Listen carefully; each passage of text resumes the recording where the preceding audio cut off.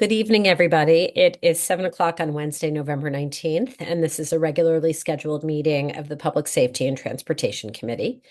From the council at the start of the meeting, I am joined by, and forgive me because I'm going to go out of order of wards tonight since we have so many participants on the screen. I'm going to go down the list.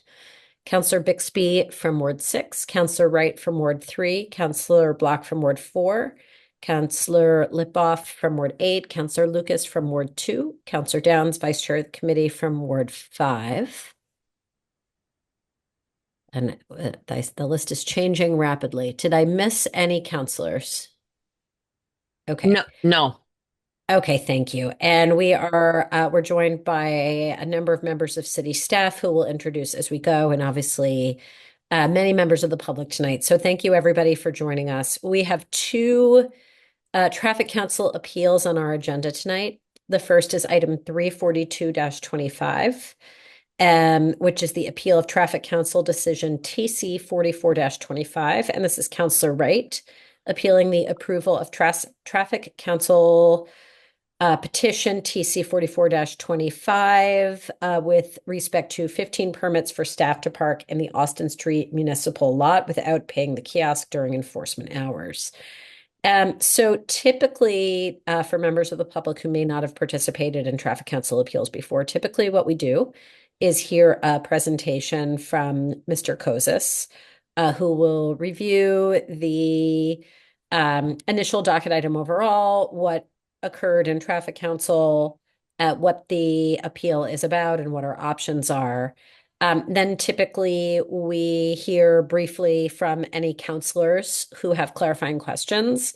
And if there are members of the public who wish to speak, we're happy to hear from you as well. What I will probably do when we get to that point is just sort of take a quick straw poll of how many people are interested in speaking so that we can figure out what sort of time parameters to put on comments just to make sure that we're able to complete all of our business before us this evening. So Mr. Kozis, if I could recognize you first to introduce this item, that would be great. Thank you. Thank you, Madam Chair, and good evening. And I'm going to share my screen.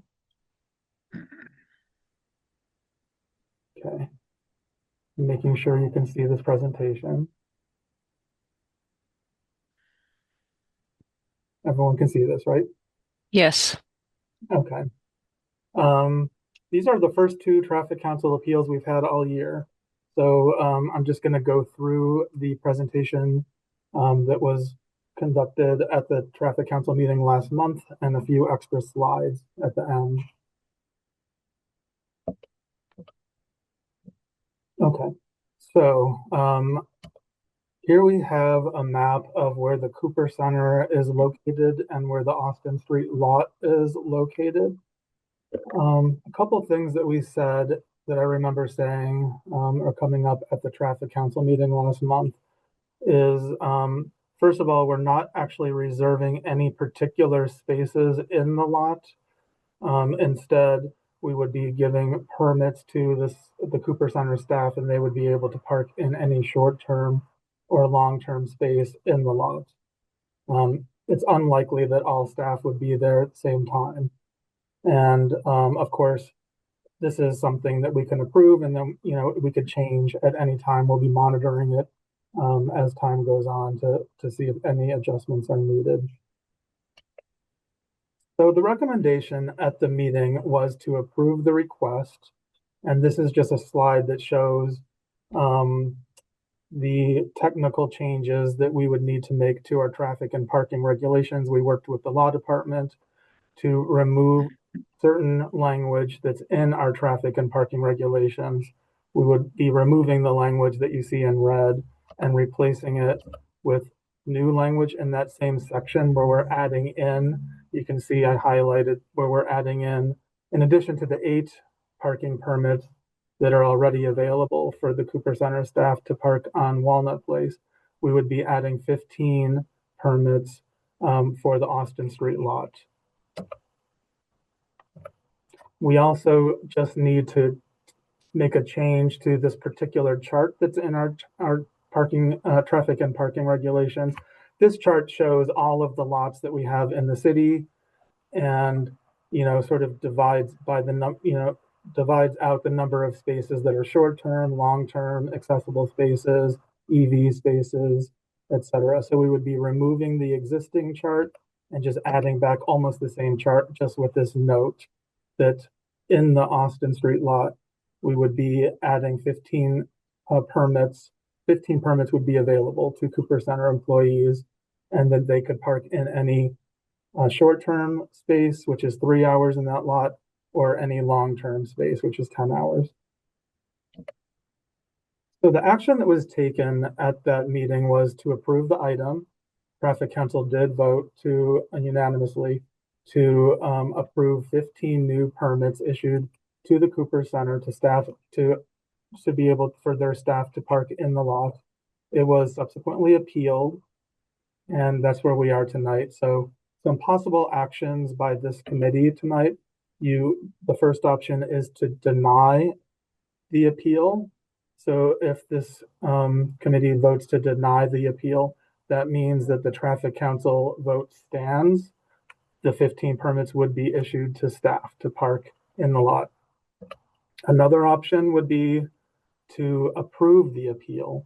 So if the committee approves the appeal, that means that the council votes overturned, that there would be no permits issued to staff to park in the Austin Street lot. So if that happens, just a couple notes that I put on this slide. Staff, of course, they could still park in the Austin Street lot like anybody else. They would just have to pay the kiosk during enforcement hours.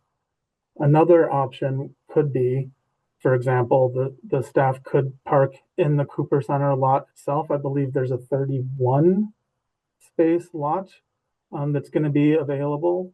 So, but of course, that would mean that if staff park in that lot, then there would be fewer spaces available for the seniors and the clients to be able to park in that lot, and they would have to park somewhere else. So presumably many of them would just park in the Austin Street lot anyway, and many of them do have senior center permits.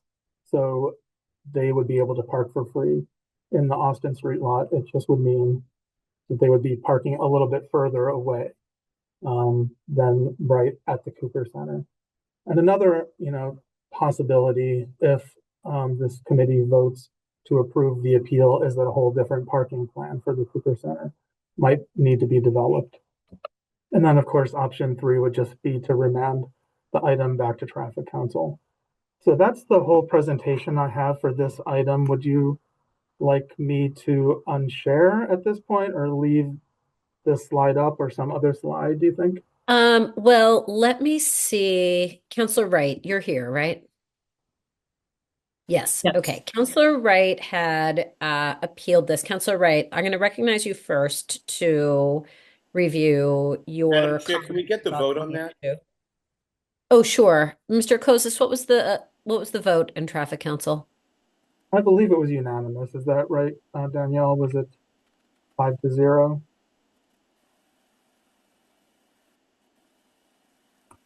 Yes, it was. Okay. Counselor Wright, do you want the presentation up or down? Maybe just this picture here so people can see. Sure. If you want to take it down, just let us know at any point. But No, that's why don't fine. you go ahead?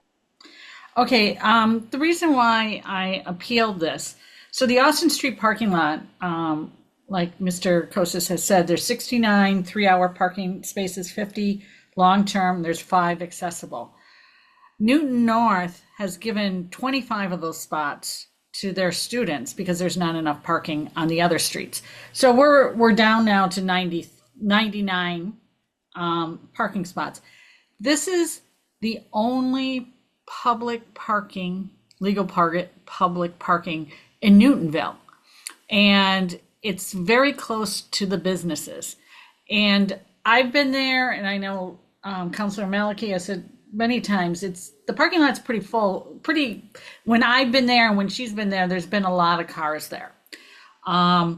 Just giving 15 without really going through the analysis, they do have 8 for employee parking on Walnut Street.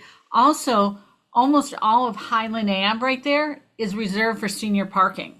So they could park possibly on Highland Ave, or which I've been told this isn't the case, but I thought in the past there has been a parking program in Newton Center where people would get like 2 or 3 spots on different streets so they don't park up the whole street on the side street and get a permit to park on that. But I have an issue. I'm worried about taking away parking in the Austin Street lot. And right now, which I have gone many times, the Star parking lot, there are so many people illegally parking there. I've gone in the morning for Lagerbots. We meet at 6 a.m. There's no cars in there. Come back 2 hours later, and there's like 65 cars there. So if at any time that Star starts to enforce there no parking there, there will be, more pressure and not enough parking actually in the Austin Street lot. I think we should deny it. And let's see what they really need for the Cooper Center. Again, they have 8 already on the Walnut Place. Plus, if they have a senior pass, they can go into Highland Ave. And if they have a senior pass, they can park in the Austin Street lot for free anyways.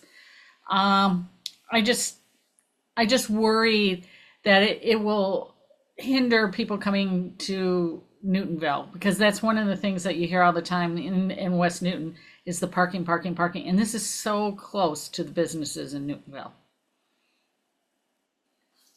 All set for now, Councilor Wright? Yes. Okay. Thank you. We have a couple hands up from members of the committee. I also noticed, Mr. Yo, that you joined us, and Captain Devine. And apologies if I'm missing other members of city staff. There are just a lot of participants tonight, so it's hard to see everyone.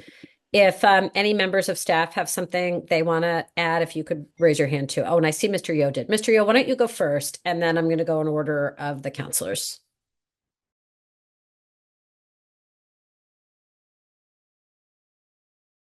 I don't think Mr. Yo can unmute. Ms. Delaney, can you assist with that? Okay, great. Oh, thank you very much. Thank you. We thought very, very carefully about this. And I think one thing that Mr. Kosis did not elaborate on is part of our proposal is that this is something that is flexible and temporary at this point. So the proposal for now is to see what demand is for Cooper Center parking use from the Austin Street parking lot. If we need to move or lower the number of parking spots. There's a huge part of this parking lot that's almost never, ever used. And so, our thinking has been, I happen to live a block away and I know this area extremely well. The thinking is that we would be using those spots for staff. If demand for Cooper Center, which, very possibly could be substantial, needs that parking lot, we will then figure out a plan B to move staff elsewhere. We definitely need space for staff. As David did say, we don't expect all of these positions to all be there at the same time. Probably more in the 7 to 10 range on any given time. And we did look at options. They involve a much longer walk for staff, and we felt that was not appropriate. We want to keep the spots right at the Cooper Center available to the public. And the Highland Ave spots as well. So we did think carefully about this. It is something that I think that the city would need to keep flexible on. Councilor Wright, I get the issues regarding business parking and Cooper Center parking here, but at this point, this parking lot is not very heavily used at all. And our thinking is that for now, at least temporarily, staff we get to park here until demand changes in a way that really necessitates public access to all of the spots in the parking lot. I think, as you probably know, there's a bunch of spots in this lot that are sort of challenging to get to.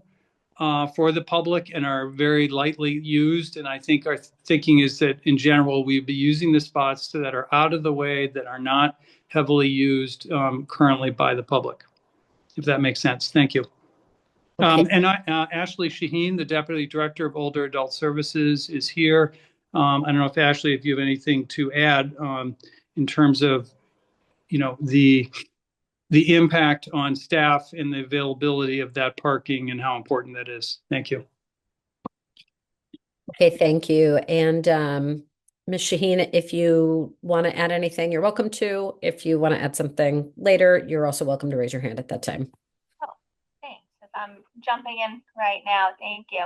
I just wanted to make mention too, I'm not sure if everyone is aware, but most of the construction workers who had worked on the project had parked in that lot. So those spots would potentially be available, hopefully, for our team to park there. And just as Jonathan had mentioned, certainly something that's going to be assessed and reassessed once the building is open and seeing how things operate there. So I just wanted to add that in. Ms. Shaheen, do you have a sense of how many cars due to construction were parking in the Austin Street lot over the course of the construction and how consistently? Yeah, pretty consistent from what I understand. Maybe about 10. Jonathan, feel free to correct me if I'm wrong, but I think it's about 10 or so steady in terms of how many people have been parking there on a day-to-day basis throughout the project. Okay, thank you. So we have a number of counselors whose hands are up, and this is the order I've got. Counselor Lipoff, Downs, Bixby, Greenberg, Block, Lucas. Counselor Lipoff, you're first. Thank you very much. Three things here. Number one, we want to support the Cooper Center, and I love the data we just got from hearing about construction workers that have been taking spaces that'll be going away. I wouldn't even need that to vote for this because I have a lot of experiences, as many of us do, going in that lot. And that back right where they would have the trailer set up to bring your used clothes and things like that, that area back there barely has a car ever. And there's more than 10 spaces there. We clearly have enough space to do this. The other thing is that I want to remind everybody this was unanimous, and the Traffic Council is made up of police and our traffic experts and people who go and do their own counts and make a decision on this. And it was unanimous. I think for all of those reasons, supporting the Cooper Center, the empty spaces that I always see, and the experts saying that this is a fine thing to do, I'm fine with it. Thank you. Counselor Downs. Hi. Thanks. That was kind of disconcerting not to be able to unmute and say hello earlier, everyone. So I just have one question for Mr. Kozis, because I know how meticulous he usually is. Have you not done a survey of parking availability of the Austin Street lot prior to bringing this suggestion forward? And do you know, while we're at it, can you give us the numbers on how many Newton North students actually use their permits to park in the Austin Street lot? Yes, thank you for that question. We did not do a survey, but I can just tell you, I think all of us who have been to the Austin Street lot know that there's always plenty of availability in that lot. As far as the Newton North students, I just wanted to clarify a statement that was made earlier, that there are no reserved spaces in the Austin Street lot for Newton North students. Instead, there's a lottery with 170 permits that are issued to Newton North students to park in various places. The first place that they go is Hull Street, all of Hull Street. They can park on Hull Street. There's two different areas of Lowell Avenue that the students could park. There's always availability in both of those areas. And also, as part of the ongoing traffic council trial, when we removed a section of Lowell Avenue near that the staff lot, it used to be also reserved for Tiger permits for students, but instead we created a pickup and a drop-off zone there. And we, as part of that trial, allowed the Tiger permits to be used in the Austin Street lot in any space. So there's no reserved spaces for Newton North students in the Austin Street lot, but they, as part of this ongoing trial, which could end, it hasn't ended because there's always plenty of spaces there. They could continue to park in that lot. I don't think that there's a large number of Newton North students that park in that lot. I do happen to have a daughter that is a student at Newton North, and I've seen some of her friends with Tiger permits parking in the Austin Street lot, but I would say maybe less than 10 Tiger permits I would see in the Austin Street lot on a typical day. So yeah, I think that hopefully I answered all of your questions. Yes, thank you very much. I'm all set, Chair. Okay. Councillor Bixby.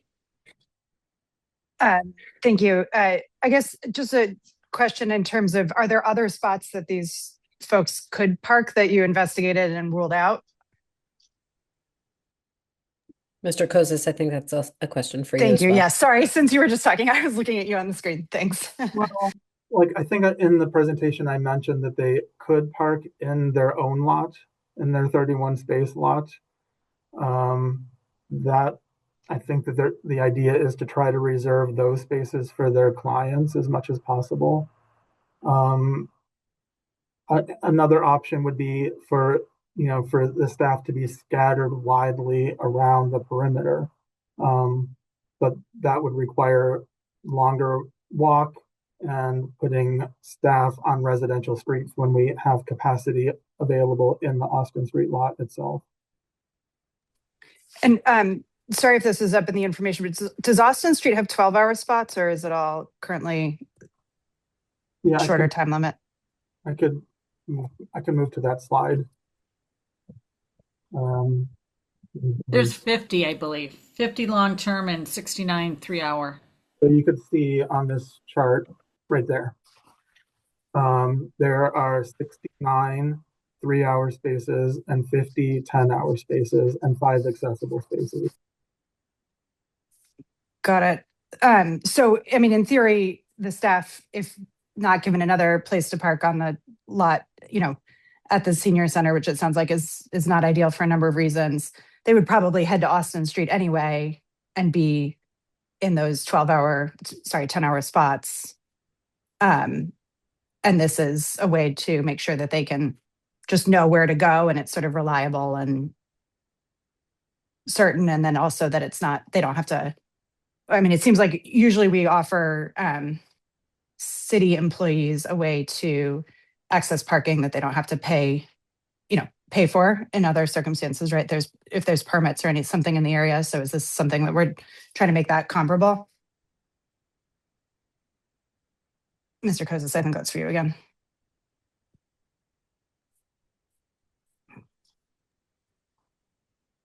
Maybe you can try and rephrase that question. This is not really comparable to any, well, I guess it would be comparable to, for example, Newton North High School staff that do have permits to be able to park on Elm Road. There's no fee. And other city staff like the Williams School staff, they have permits. This would be the first time to have a permit to park in a metered space versus just on a residential street. Okay.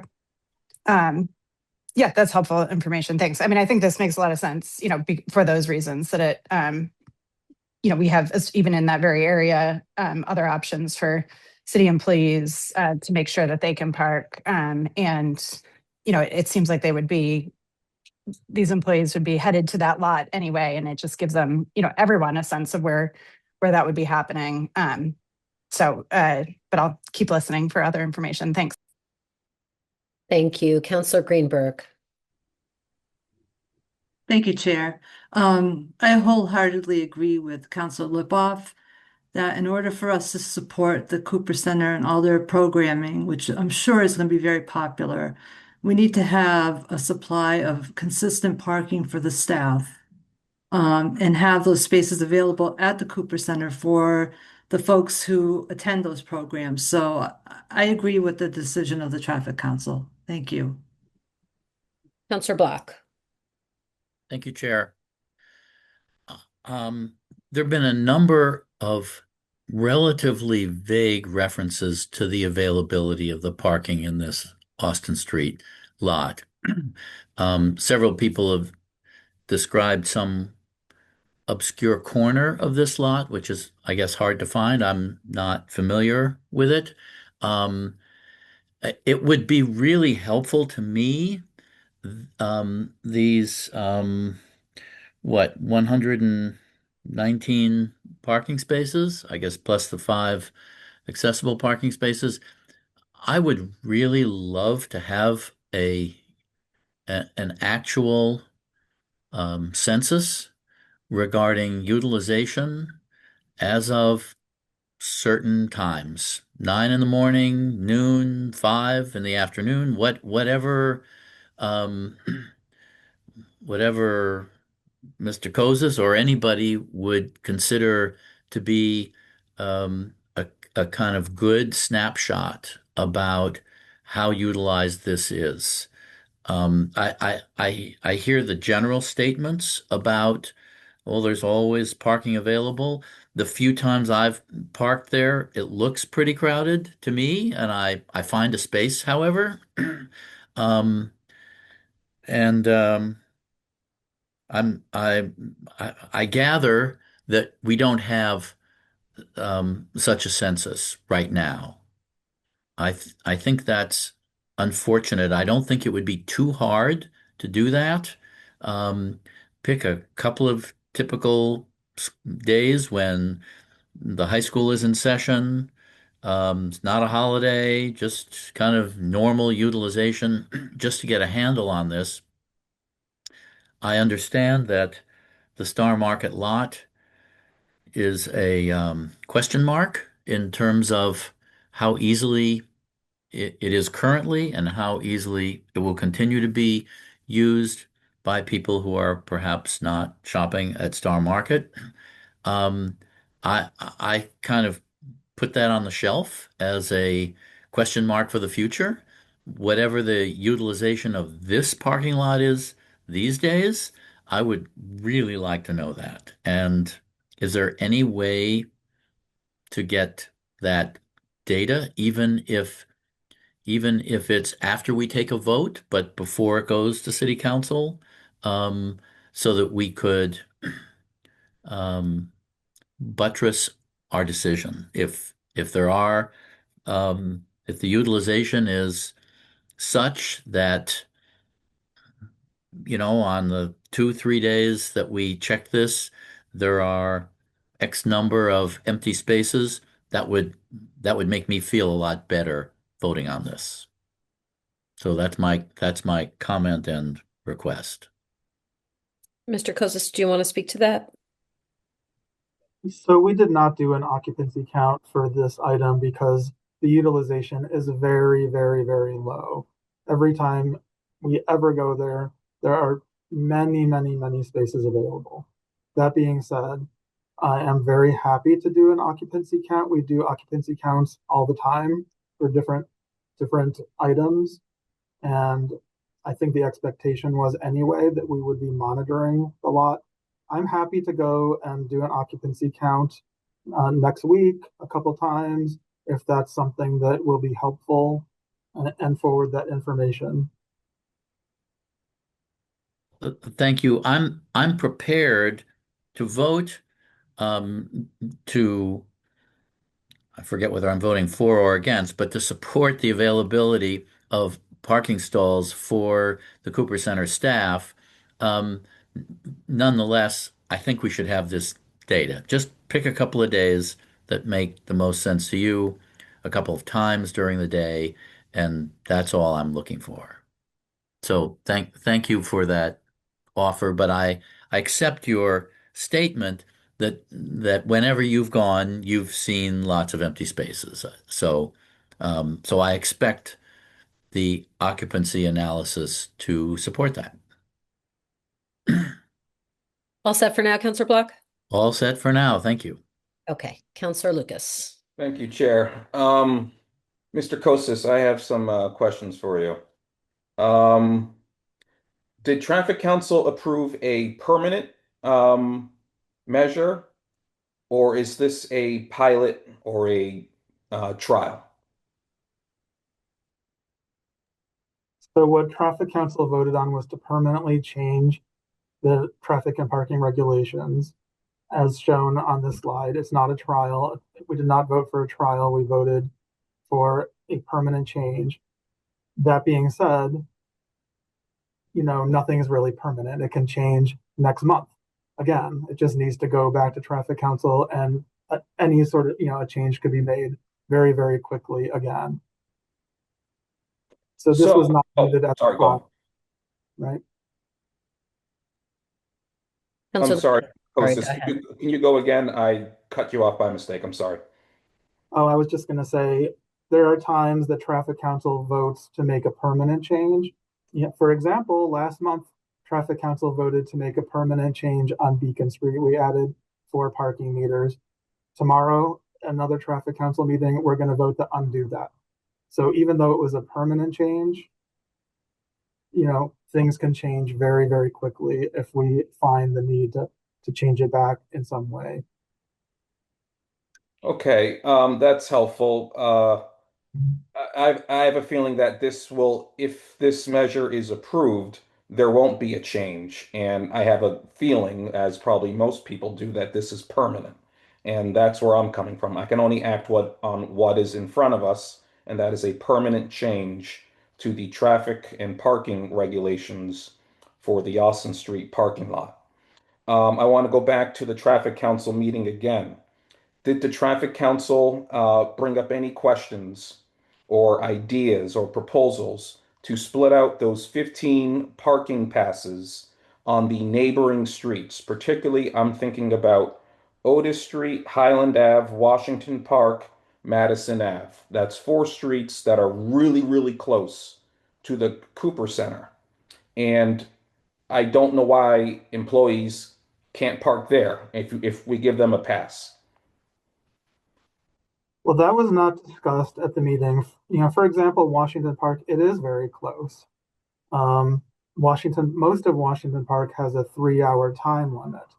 So I think it would be unusual to have a situation where the residents of the street could only park for 3 hours, but non-residents who work in the Cooper Center would be able to get a permit to park all day.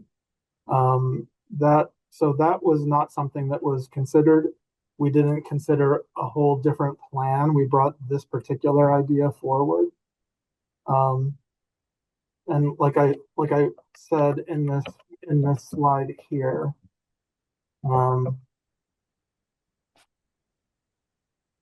under option 2, if the Traffic Council vote is overturned, it could be the case that a whole different plan might need to be developed. So that was not something that was discussed at the Traffic Council meeting. Okay, thanks. So, I mean, I don't know why it wasn't discussed and it wasn't brought up. It seems perfectly viable. Again, it wouldn't be 15 cars parking on Washington Park. There's 4 neighboring streets. And I mean, I'm looking at your screen right here and it says option 3 to remand the item back to Traffic Council. Why Traffic Council should discuss parking on other streets. The other thing I want to say is, and I think Councillor Block and Wright mentioned it, it's the Star Market parking lot. It's the old elephant in the room. I mean, you go there on a Tuesday morning at 10 o'clock, and it's packed with cars. And yet Star Market, I would presume, is not packed with customers. So, I mean, if Star Market were to ever enforce their own parking regulations for their parking lot, and I understand it's a private lot, the city doesn't have any say in this. It would be a disaster for the Austin Street parking lot. Um, and on top of that, I think you said there are 25 permits available. I think, or maybe Council Wright said there's 25 permits available for the students to park there, but not all 25 are utilized. I might have that wrong, so I apologize on that. But the students could park there, and now we're losing 15 more parking spots.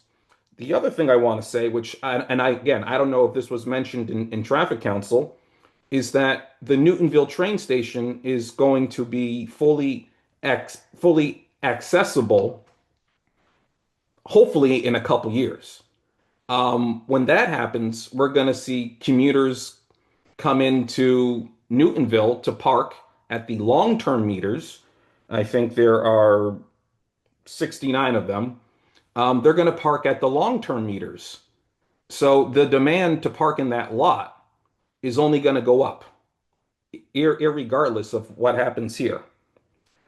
The other thing I want to say, and it's more of a political, it's not really a traffic council issue, is the fact that the city constantly tells its residents that we need to walk, bike, and take public transportation.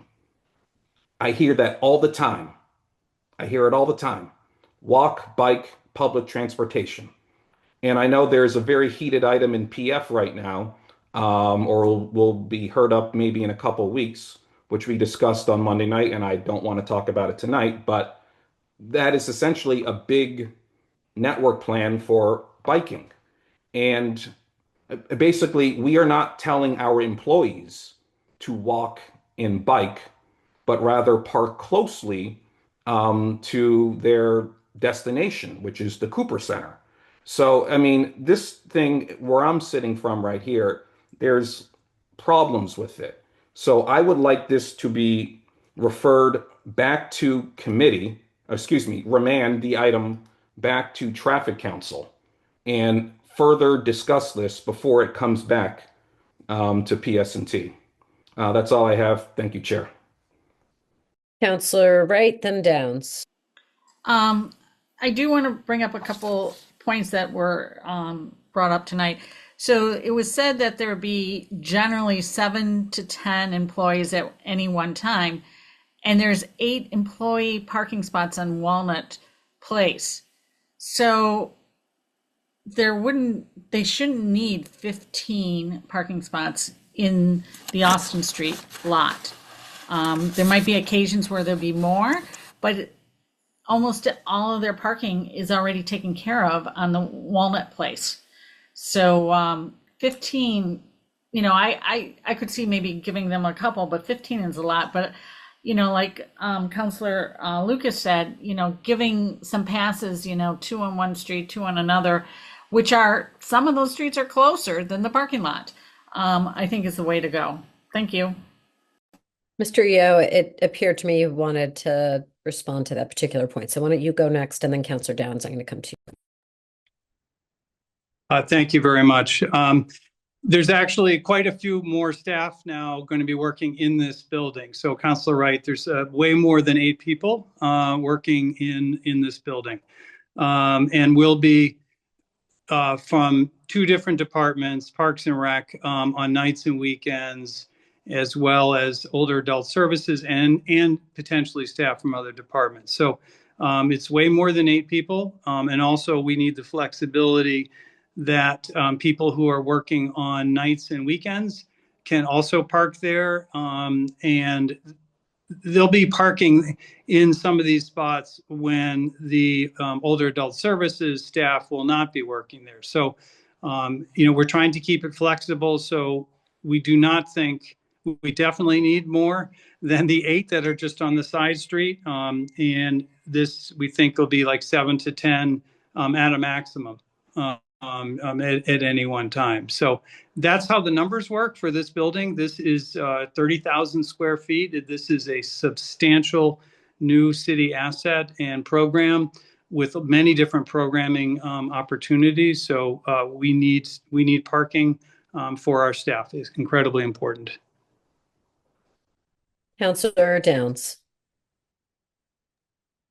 Thank you, Chair. So let me make sure we all understand how a permit system works. Mr. Kozis, if you could just clarify, when we give out these 15 permits to staff, does that guarantee them a particular space?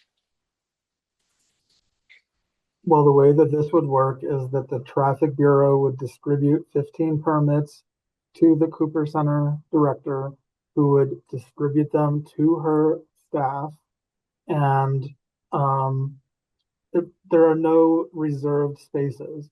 So with that permit, all that permit would do would be allow you to park in any of the available short-term or long-term spaces without paying the kiosk.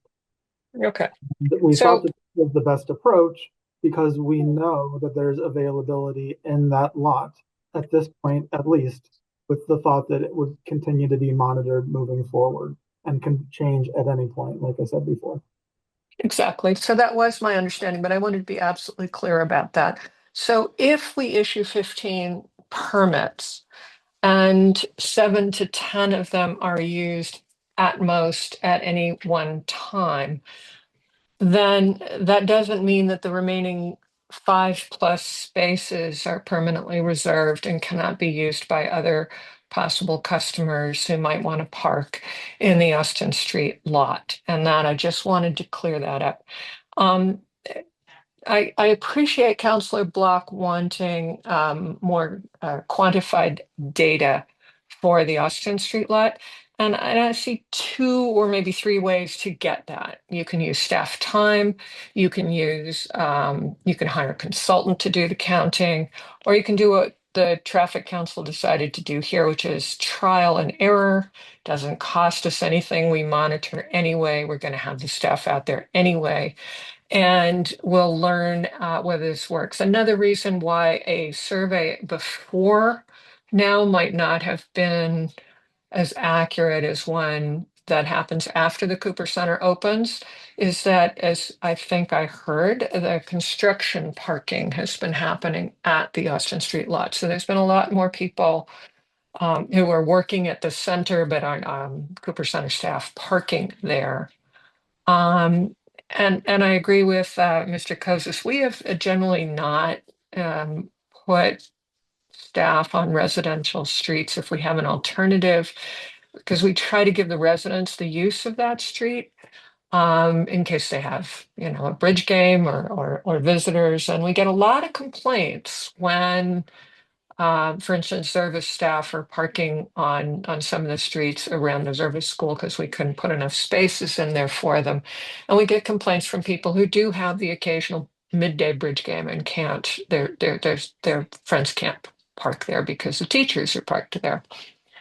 I'd love to see our staff walk and bike to work, but at the wages that Newton pays, most of those folks are coming from much further away than down the street. And particularly for teachers, they're driving increasingly long distances because that's where they can afford to live, and transit and biking are not really an option. I wish it were.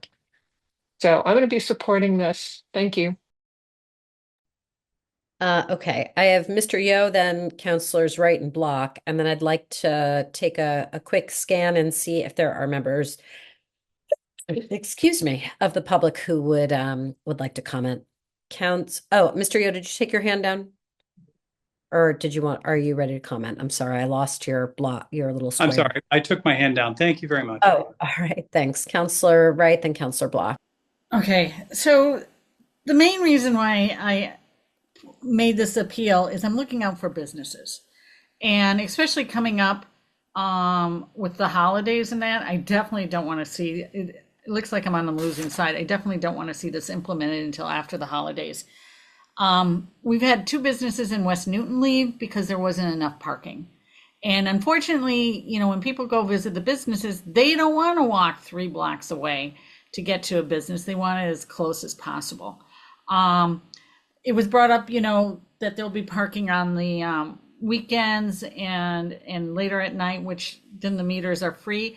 And then also on weekends and later at night, there's the Newton North parking lot that not that far where there's a lot of access there. So I want the Cooper Center to succeed. And I think that there will be a lot of parking from Cooper Center patrons in the lot. And I just worry about the businesses in Newtonville. Thank you. Counselor Block and Counselor Lipoff. Thank you again, Chair. I'm very interested in the obscure, the hard to find parking stalls that several people have mentioned. And I'm wondering whether we could either limit the Cooper Center staff's use to those parking stalls, or somehow encourage them to use those stalls so that the general public can use the more easily found stalls. How many of these stalls are in this hard to find corner of this lot? I'm not familiar with them. Is it just somebody have a rough number? Mr. Kozis, can you answer that? Well, I don't think that any of the spaces are hard to find. They're all in the lot. There's some spaces that are tight. Maybe that's what people are referring to. There's a few spaces that are maybe difficult to be able to, get in and out of in different parts of the lot. Just because of the way the lot was constructed with the columns. All right. Some spaces don't prefer to use. But the way that this was set up was not to put up signs that reserve spaces only for certain permit holders, but just to allow them to park in any space in the lot. Perhaps it would be doable for the Cooper Center director to request that the staff try to park in a certain section of the lot. Yeah, I can, Madam Chair, if I could quickly respond on that. Sure. That is our intention. Councilor Block does have a very good suggestion here. I think there's two areas.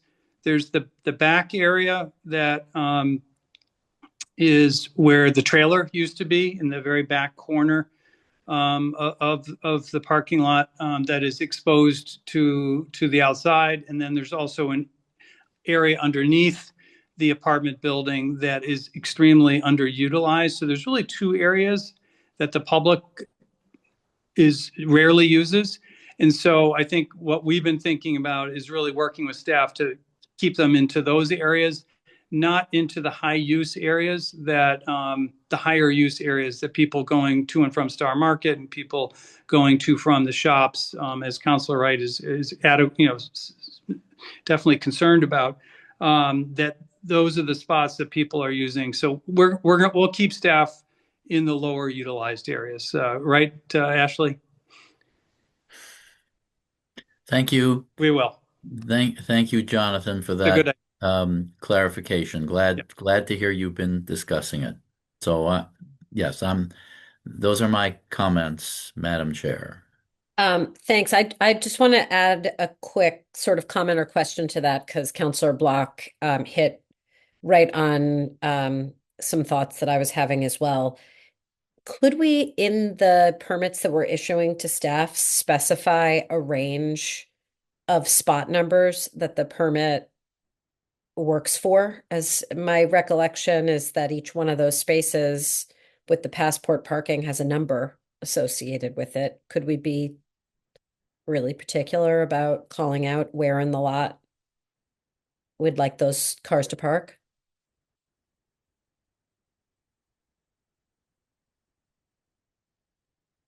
Mr. Kozis, I don't know if you can answer that. Well, that's the question for me.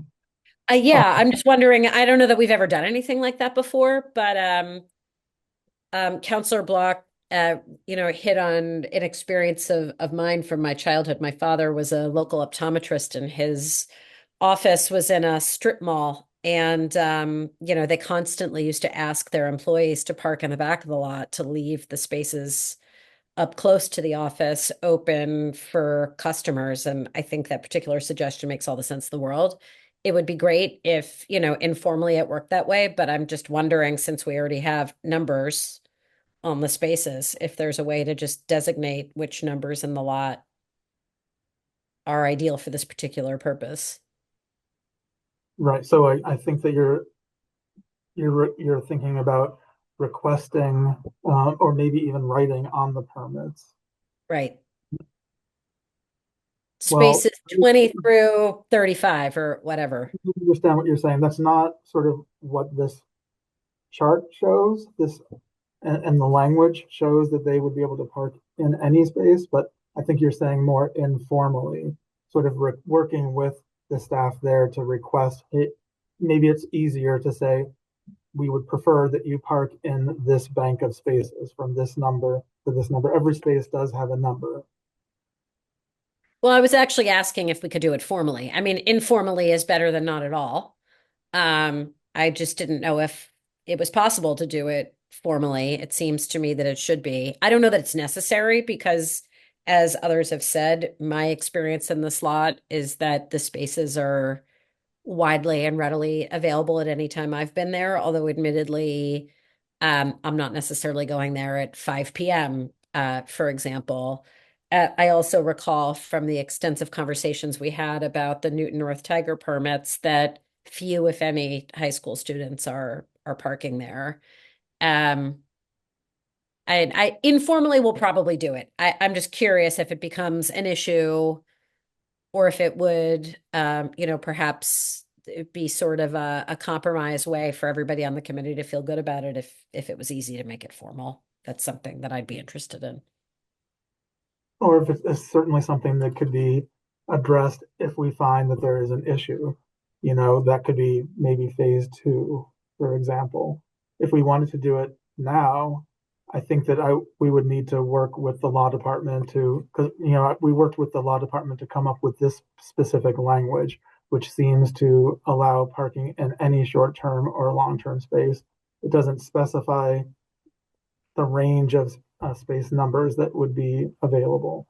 So, I mean, the downside, of course, would be that if for some reason those sections of the lot were particularly parked up and then an employee came and they were restricted not to be able to park there when there's tons of spaces available elsewhere on the lot. That's, an unintended consequence.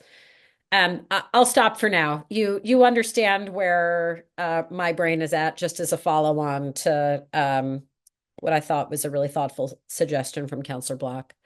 Councillor Lipoff, and then let's see if there are members of the public who want to speak about this. Go ahead. Okay, Chair Grossman, I understand where you're coming from, but I think I favor flexibility for where your great mind was going at the end, which is if the area is parked up where they want to be for some reason, we want the flexibility for them to go anywhere in this lot that constantly has more than enough parking available.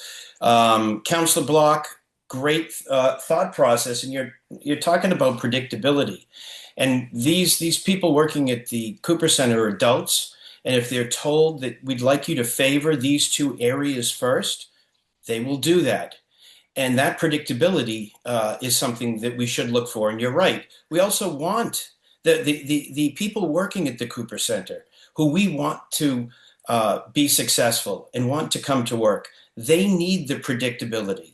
It's not that there's room on the streets for them, because there may be times where those streets are parked up for something that somebody has at their home. They need the predictability, knowing they have a space to go to. So all of those reasons, I feel like the Traffic Council did their job, did their due diligence. We cannot spend money and time doing traffic counts all the time. There are certain levels that it rises to. This isn't one of them, when we can go over and over the course of time, and people like David Kosis have been in that lot enough since it opened to really understand how the traffic and how the parking is working.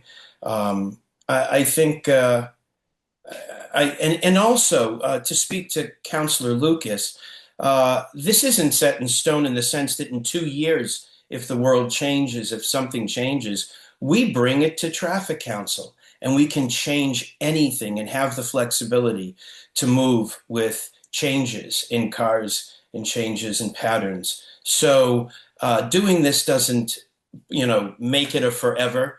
And David Kosis will tell you that if for some reason we do this and the businesses complain and something's wrong, we come back in and we change it.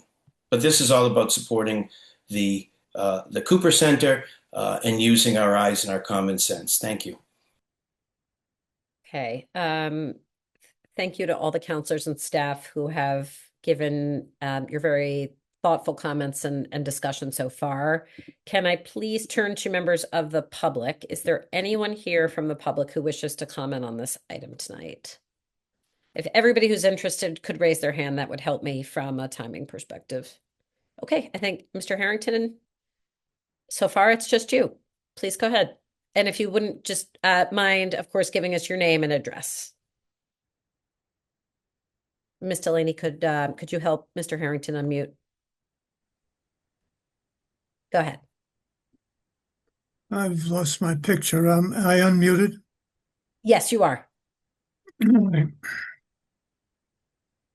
I am sorry to see that in all this conversation, there is very little talk about where the senior citizens are going to park. And I would suggest to you that the senior citizens, a lot of them have mobility issues. Of the younger senior citizens, I expect there'll be an increase in the use of the senior center because of the sports center. I have a concern about providing for I guess you call them clients, providing for the clients of the senior center and what you're going to do about it. Councilor Block, in answer to your question, I think there are about 8 or 10 spaces over in that corner that people have been talking about. And that would be a good place to park because it's out of the way and it wouldn't interfere.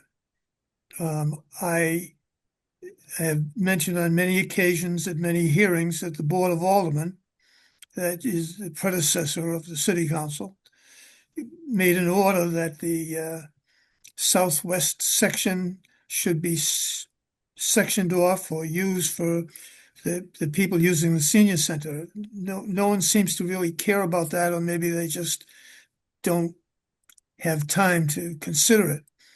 But I do think that it would be helpful if you spent some time talking about where the seniors are going to go and how many there are going to be.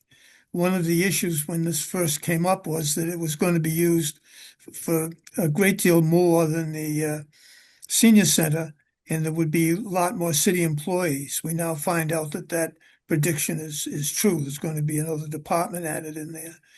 And there is going to be great competition, and people coming to the senior center, whether they're staff or people visiting staff, they're going to park as close as they can to access to the center. And the seniors are going to come after those people have found a parking space. So I think the idea of designating to them where they are going to park, it would be very helpful. It would leave those spaces that originally were intended for seniors to be available for them. That's it. Thank you. Thank you. Are there any other members of the public who wish to speak on this item? Okay, I don't see any other hands. And thank you, Mr. Harrington, for putting your electronic hand down. It definitely helps if everybody stays on top of that, just for organization of the meeting. So, counselors, I think we are ready for a motion on this item.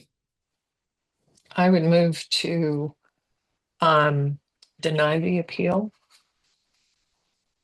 Okay, so Counselor Downs has moved to deny the appeal. That would be Option 1 up there. right, option 1 on the slide before us. Is there discussion on that motion? Counselor Lucas. Yeah, Chair, I had already made the motion to option 3, remand back to Traffic Council when I was speaking previously. I listened to you pretty carefully. I don't think you did, Counselor Lucas. I said it should be remanded back to Traffic Council. That's not a motion. That's an opinion. That's correct. Whatever. Go ahead. Is there any other discussion on the motion?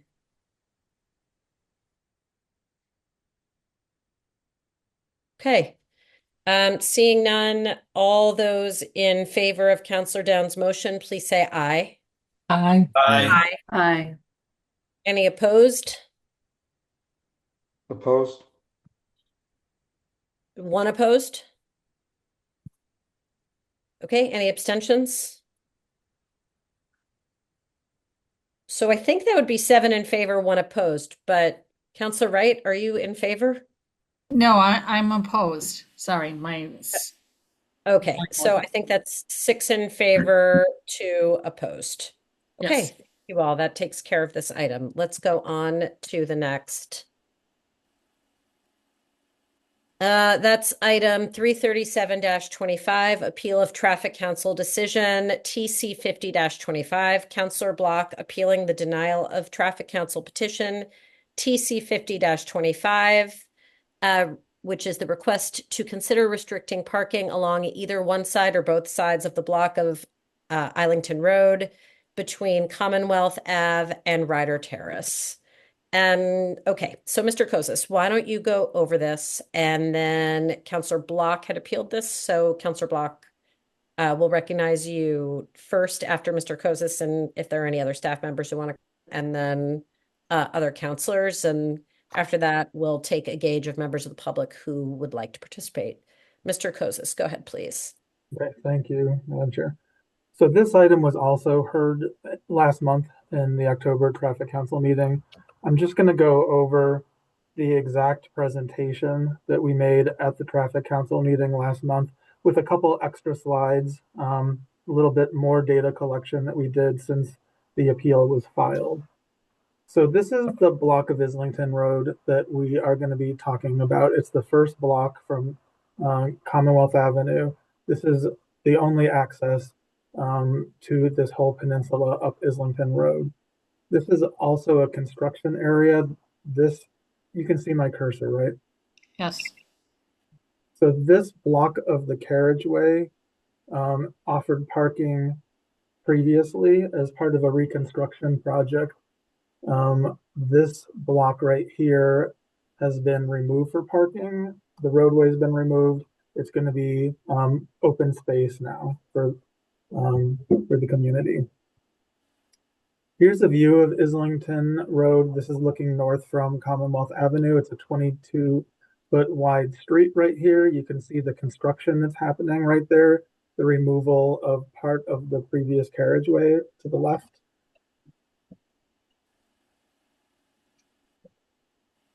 This is further up Islington Road, looking south down toward Commonwealth Avenue. This section, this block, the whole block is between 22 and 24 feet wide.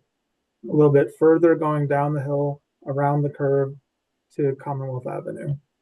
And then getting really close to Commonwealth Avenue. Still 22 to 24 feet wide, and you can see the construction down at the end near the carriageway. I guess this slide really is not so relevant. I would point out that there are no parking restrictions on either side of Islington Road, this block. You can park on either side. The utility poles and the fire hydrants are on the east side, so that's important to remember when it comes to which side we might want to post new signs. The utility poles are on the east side. So there were 4 different options that were presented at the Traffic Council meeting last month, and I'll just go through all of the options. The first option was to restrict parking on the east side of this block of Islington Road, shown in red, and also a little bit on the west side to sort of open it up near the intersection of Commonwealth Avenue. So this is what it would look like if we would have no parking on the east side using the utility poles going up the street. And then on the west side, a little bit of area would be no parking from that point down to Commonwealth Avenue. Just another view of what it might look like to have no parking on the east side. And then a section of no parking on the west side. Might look something like that. And then we just had the language that traffic council would need to vote on in order to approve that restriction. Option 2 would be flipping it, restricting parking on the west side and a little bit on the east side. Okay. So with option 2, we would have the no parking signs on the west side going all the way up where there's no utility poles, and a little bit of no parking on the east side.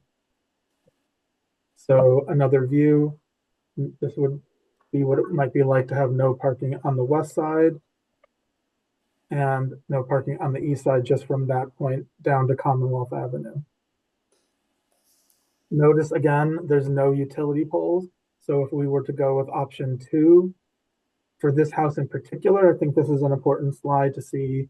There's no utility poles on the west side. We would, if we were to restrict parking, we would need to put in new poles on the west side, probably in front of this house, with no parking signs attached to the poles. So this sign actually already exists, this no parking sign. It doesn't happen to be in our traffic and parking regulations, but now with the construction, we would actually just need to add that new restriction into our official regulations.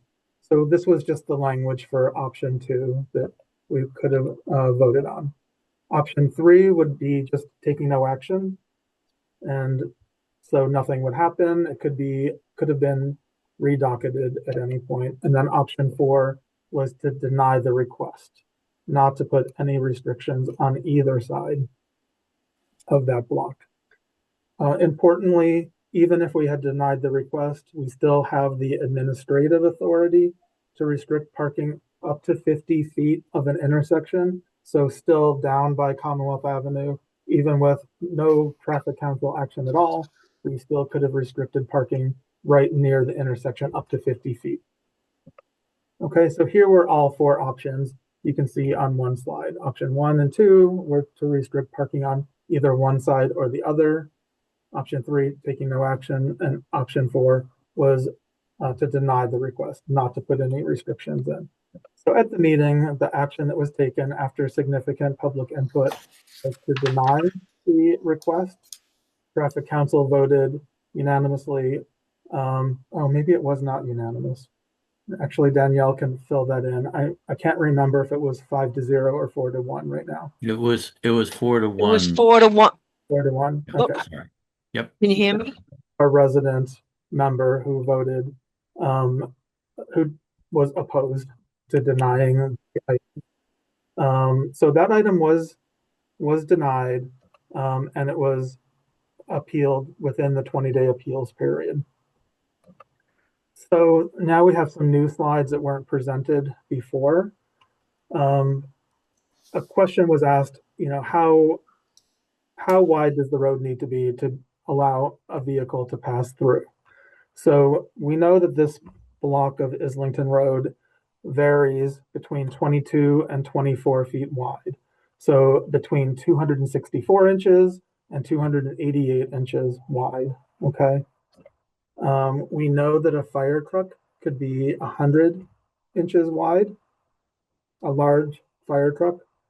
We know that a compact car could be 72 inches wide, up to 72 inches, and a large SUV, including the mirrors, could go up to 94 inches wide.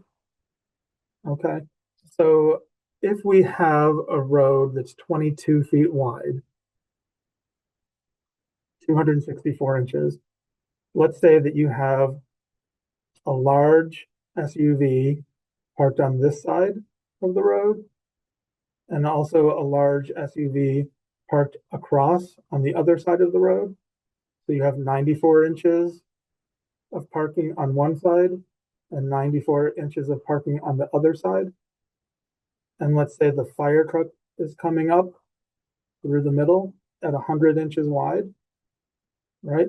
And just assuming only 2 inches between the vehicles, we know that that would total up to 292 inches which is wider than the 264 inches. So we know that if there's two large SUVs parked across from each other on the 22-foot wide section, the fire truck would not be able to make it through. Okay, I hope that's clear. I can go through that again if necessary. If we have a large SUV on one side and a compact car on the other side, that's this row. A large SUV on one side and a compact vehicle on one side. Large SUV, small vehicle. The fire truck could not make it through. 270 inches is 6 inches wider than 264 inches, so it could not make it through. We know if there's two compact vehicles side by side that the fire truck could make it through. So it depends on how the vehicles are parked and how big they are on a 22-foot wide street. 24-foot wide street, two large SUVs would, parked across from each other, even with a 24-foot wide street, that's 292 inches. The fire truck would not be able to make it through. Okay, that's this 292 shown in red. If it's shown in red, we don't think that the fire truck could make it through. If there's a large SUV and a compact vehicle or two compact vehicles, we think that the fire truck could make it through. So we tried to respond to a request, when can a fire truck make it through and when could it not? And I guess the answer is it depends. Depends on how the vehicles are parked, where they're parked. So we were able to have a trial done with the help last week of the Newton Fire Department. I'm very thankful that they were able to do this dry run with us.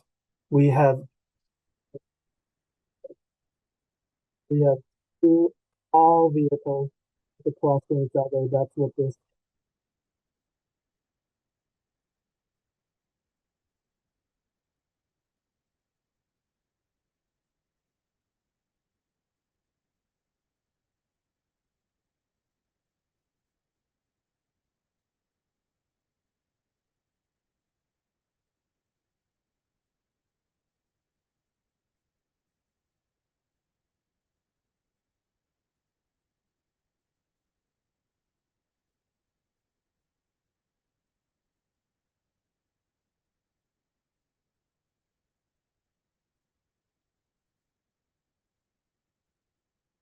All right, so just like we thought, if we have two small vehicles, compact vehicles, parked across from each other, the fire truck could get through. It might take a little bit of time, but we think it could get through. We did one more trial. We tried to park the compact vehicle a little bit further away from the curb to try to represent a larger vehicle. We had to use city vehicles for this trial. We couldn't use non-city vehicles for this test.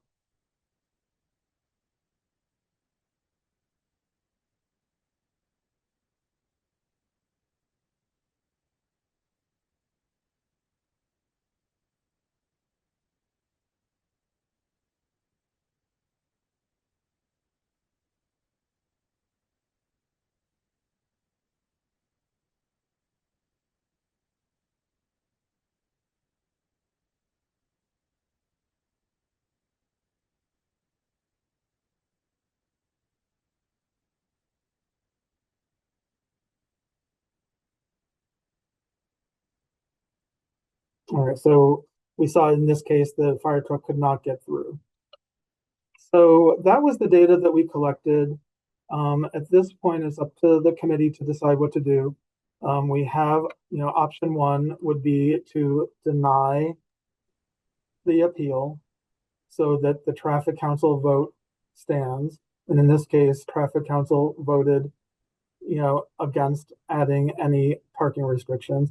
So if this committee votes to deny the appeal, no new parking restrictions are added on either side.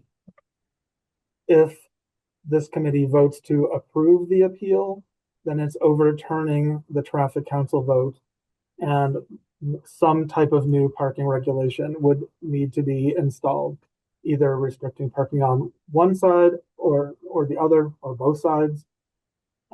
If that is the will of the committee, this committee would need to specify what type of parking restriction are you now approving?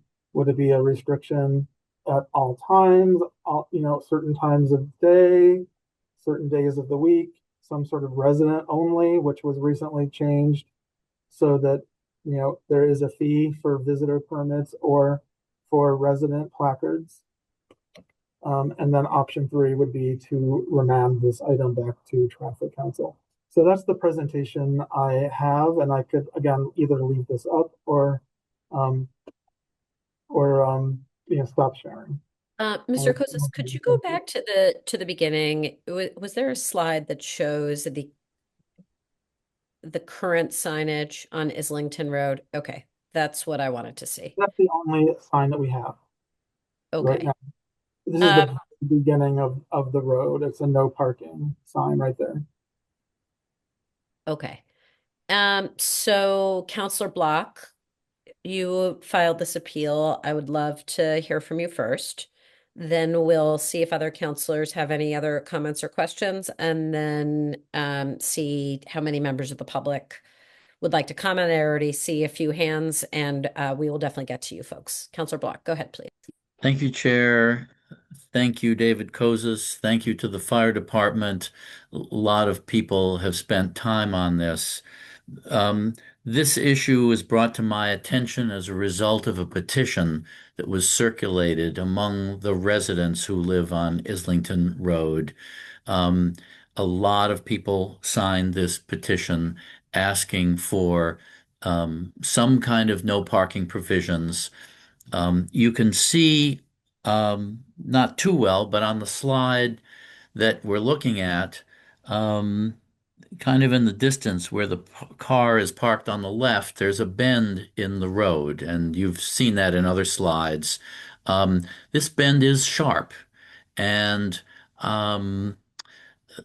people are concerned about accidents that could happen as a result of that curb, which is practically a blind curb, and especially in the dark, rainy days. It's clearly a hazard. I've driven this.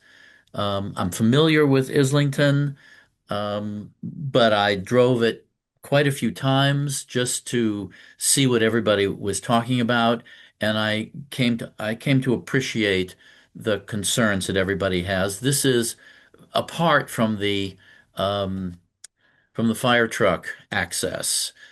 People brought that up, and I'm glad we did the calculations and the demonstrations to show that in some circumstances a fire truck is going to have difficulty making it through, and they will certainly have to slow down to get through even under sort of normal circumstances. Parking here, as I understand it, has become more popular because of the carriageway project, the loss of parking that's proximate to Lions Field. So maybe before the carriageway project, parking didn't happen that often, so people just kind of tolerated it. But now it's happening more often, which I think perhaps members of the public who live on the Islington Peninsula will address this. I think this has become a more salient issue, which is why it's coming up now to us. I originally was agnostic about this. I heard the petition. There was a meeting of the Traffic Council in which not everyone received proper notice, but members living in Lower Islington did. They all explained why they opposed this, and I understood that. They use it, guests use it. It would be more inconvenient if they didn't have any parking, even just on one side of the road.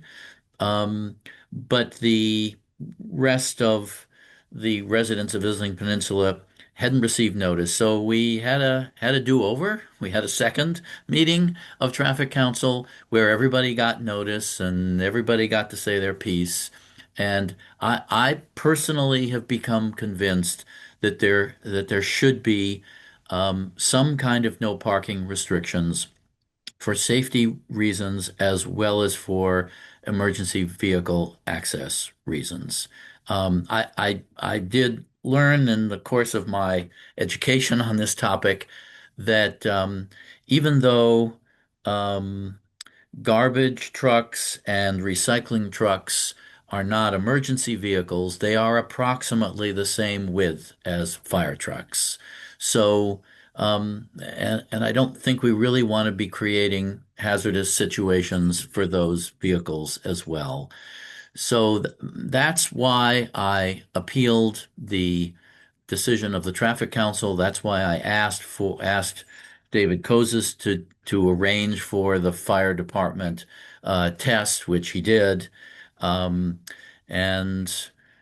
that's that's where I landed on this. I do not have a strong opinion about whether one side or the other side would be better in terms of parking prevention, or deciding one side should be no parking versus the other.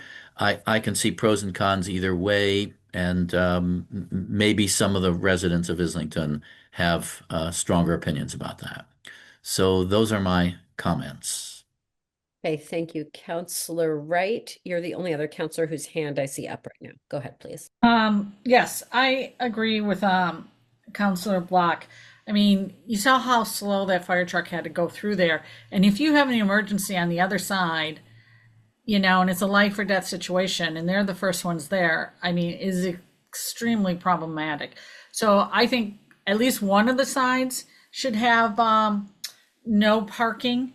And also, when you did do the sample with the cars, that's with the cars parked all the way to the side. I mean, I don't park on a curb, I'm 6 inches off the curb. So, and if each side isn't right on the edge of the road, that's another foot. So it is worse than what it looked like in that video. And again, this is the only road into that area, and it needs to stay clear. I mean, it doesn't have to be like no parking on either side, but a fire truck has to be able to get through here. Again, I like to hear from the residents on which side they would like the no parking on. My gut feel is the west side, just because of the curve and you don't have cars right there, and it'll be a more clear way seeing as you come down the road. But I want to hear what they have to say. Thank you. Okay, thank you. And we do have one other counselor, Counselor Greenberg.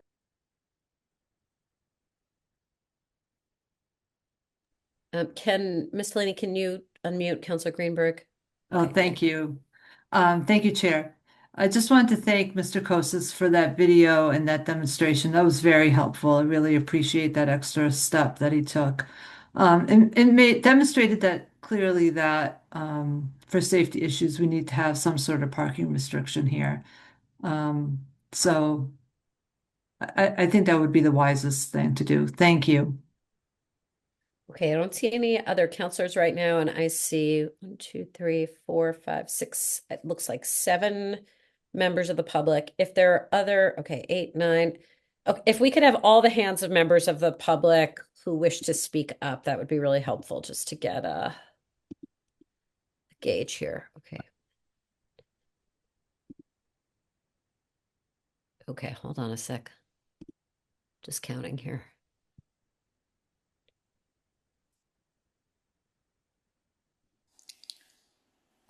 Okay, so far I see 13.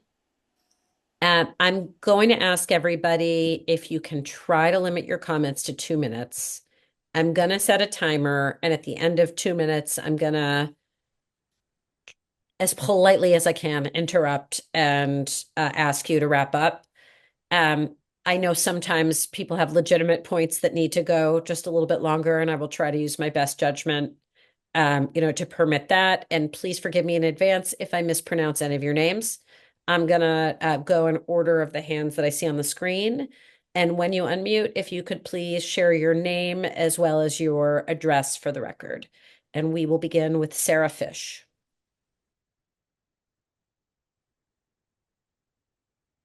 Ms. Delaney, I think you probably need to help us unmute. I don't know if she's there. She's not unmuting. Oh. Hello? Sarah Fish, are you there? Okay.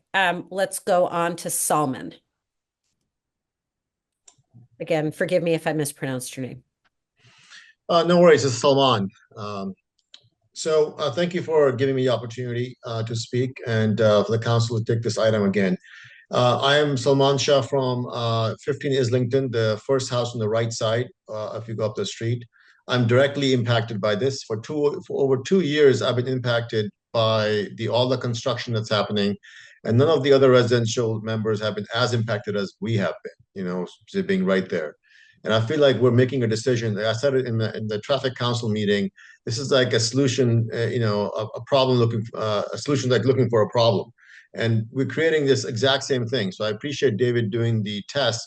But those tests, frankly, they were like a foot away from the actual curb. So I actually don't agree with the council member, because I was there. I stood by there, watched everybody do this. And frankly, we created a scenario, the worst case scenario, that almost will never happen. So I live there. I've almost never seen 2 cars on both sides in the 5+ years that I've lived there. So you guys are taking our parking away, and for reasons that I don't understand, Doctor and Councilman Block. I'm actually really frustrated that you made this your personal agenda to go after this, even though you keep saying you're agnostic. You're absolutely not agnostic. Just in the beginning, you didn't come to us once. Not once. Okay, not even halftime. They didn't even email us.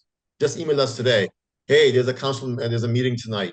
So you are not for this from the beginning. So I am really appalled that you took this all the way over here, because you should represent every member, not just members that you may be friends with or whatever affiliation you have, because I'm really disappointed. This is my 3rd time. I've spent 3 hours. This is like 9 hours of total time. And I'm really frustrated by the city to let this, thing be back on the agenda. So only thing I would say is we need to figure out, there are many of the problems. All this carriageway is going to cost a lot of parking issues. We're rushing to a solution when we don't even know what the end result is going to be. So please, to the council, I would request to look out for all citizens, not just the citizens that backed the council block. And I'm speaking for all 6 households. And then lastly, I would say is the road is the same all the way around. If we're going to block our parking, I'd like the whole neighborhood parking to be blocked for the same exact emergency reasons. Thank you.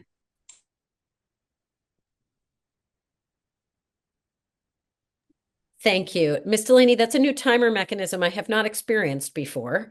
So are you going to keep that time? I had it on. I will. I don't know where that noise came from, but yes, I will keep the timer going.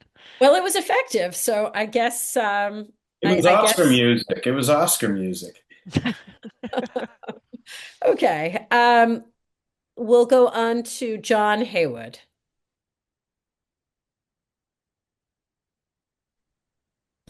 Thank you. I've been a resident of Islington Peninsula for more than 40 years, living down at 284 Islington Road. I'm a very frequent traveler on the road, and I'm very familiar with what this incline and curve present. There have been a number of people, and myself included, who have come very close to head-on collision because of the blindness on that curve. We as residents of the peninsula are pretty cautious, but we are also confronted by the dog walkers who drive their cars faster than we would over to the dog park so they can walk their dogs. My concern, and I think I voiced that, other folks, is that we're going to get a head-on collision. It's come close already. It's a blind curve. Now, I'm very sympathetic to the residents on both sides who abut that area, and it would be common sense to me if the city would carve out parking on one of the on the east side, the right side of that curve. You know, move the sidewalk toward the park and give the abutters some room. If they have the room, then there's plenty of space for us to see oncoming traffic. Now, Little League in season, and particularly this past season, parked on both sides, and only one car could get up the hill or down the hill when they were there. Hopefully that will go away with access to the Little League area, but with that bike path, I suspect there won't be enough parking. In any case, the other thing that we might consider is changing access to the dog park so we don't get all that traffic. And that would be to go down next to the Marriott and cut in a parking spot there when they walk their dogs up from that parking spot. There's a open flat area there that could be easily used. So my concern is that there be no parking on either side until there's place for those people to park. So that's my comment. Thank you. Thank you. Kathy Cade, you're next.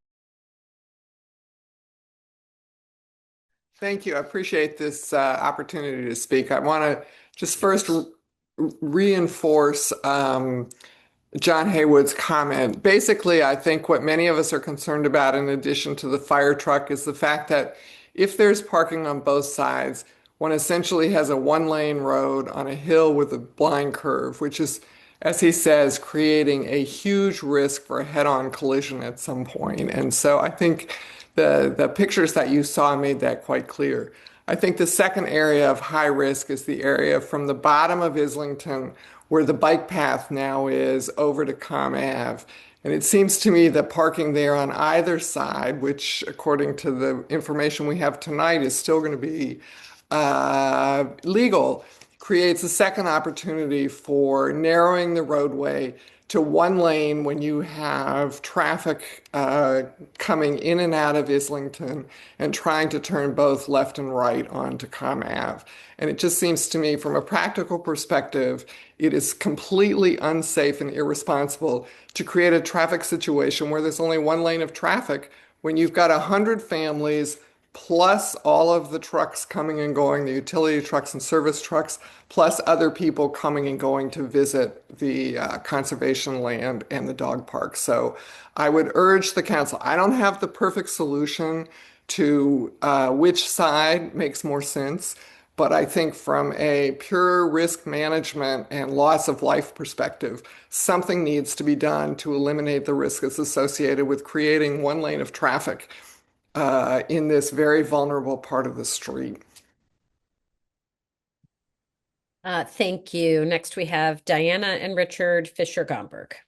You didn't mention its blind spot on the right. Thank you. We live at 290 Islington, so at the far end. And so we're also very familiar with this and have experienced the how difficult it is to drive, especially when there are cars parked on both sides of the street, which does happen, especially during Little League season, but at other times as well.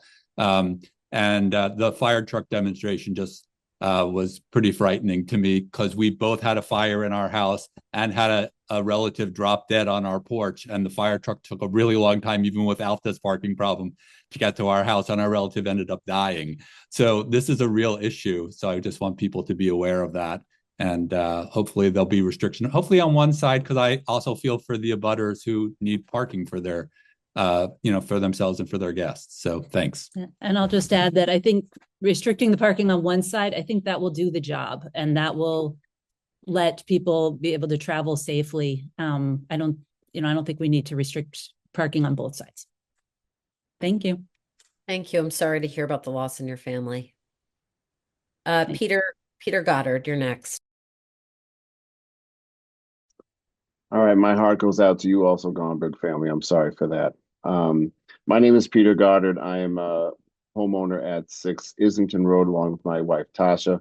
And there are a bunch of things that I am feeling at this point. One, in terms of the fire truck coming up, yes, that's a tragedy. And I think if we're going to eliminate parking on one side for that being the reason, we should eliminate one side of parking throughout the entire peninsula because the road is basically the same dimensions all the way through. And frankly, I think all of us know on this call, the city of Newton, we have all kinds of small, roadsides that would really apply for this. There's been a yellow line that's been placed in front of our house, and I really wish that that would be extended kind of all the way up around the curve. I think that is helpful for both, for people going in both directions in terms of that. In terms of parking right in front of 6 Islington Road, curbs have already been put in, so that has basically precluded any parking in front of our house. So that's kind of a done deal at that point. What I'm advocating for is to either no motion or to just keep it on the east side. I also would be lying if I didn't say that, this is now our third meeting. And I know, Councilor Block, you talked about the what happened in the first meeting. Didn't say a lot about the second meeting where there was a lot of public input and the voting was still what it was. And I would really love for there to be help from, perhaps you could, Councilor Block, help us get the city to actually make our driveway, which they promised to have done, because we cannot park in our driveway until the city gets its act together. So I'm looking for help on that situation. Love you all very much. Bye-bye. Thank you. Carrie Ranta. Hi, I live at 194 Islington Road. So about Peter, God bless you. I hope you get your driveway. That video of the fire truck is exactly one of the main problems here. And Salam, I'm sorry you don't agree with that, but you are one of the first houses, so you wouldn't have to worry. I think the problem is on the curve. I would restrict parking on both sides of the curve because regardless of it only being restricted on one side, you still have to go around these cars. And it doesn't matter if there's one car or 8 cars parked, you still have to go on the other side of the road, regardless of a yellow line. And it's very dangerous. And I have come close. On the second council meeting, that the only one that the rest of us were on, I told about my experience of coming upon a school bus and ending up backing down Islington Road because there was no other way for that bus to get around or me to get around the bus because of the parking. My suggestion is to ban parking on the curve. I mean, keep the rest of it, at the beginning of Islington, park there, and past the curve, park there. But the curve on both sides should be restricted because you cannot see around it. That's all I have to say. And Peter, I hope you get that driveway soon. Thank you. Selena Malik. Mute. Hi, Selena Malik. I am also the first house on the right when you come in on Islington Road, 15 Islington. This is the third call, like folks are saying. The fire truck one, the one thing that's interesting to me, I don't think that was the original issue. The reason it was raised by, it sounds like a lot of residents, and I'm not sure because I don't know everybody, was the safety one. And sort of what I've said on the previous ones is safety has actually been a very different outlook for me, especially, we've got 2 kids. We live right on the curve. It's gotten a little better actually since these meetings, but the speeding generally has been pretty ridiculous. Just when I try to back out, a car will come out of nowhere, even though I've looked.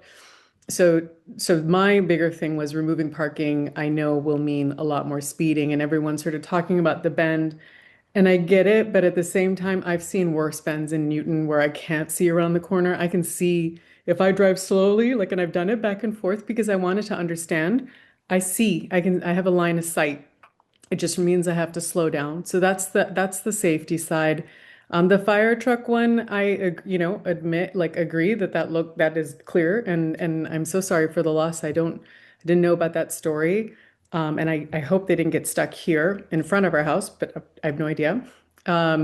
The thing though, again, the statistics from the survey, I'm trying to remember counselor's image of 3, 2, 1. I don't remember that many cars being parked there when they did the survey. So that is the other thing. Yes, there are a lot of cars parked, more than before because of construction. I know Peter's driveway is right now under construction, so his cars are on our side, and that's because of everything that's happening. Otherwise, I don't see a parking issue in general. So again, putting all these no parking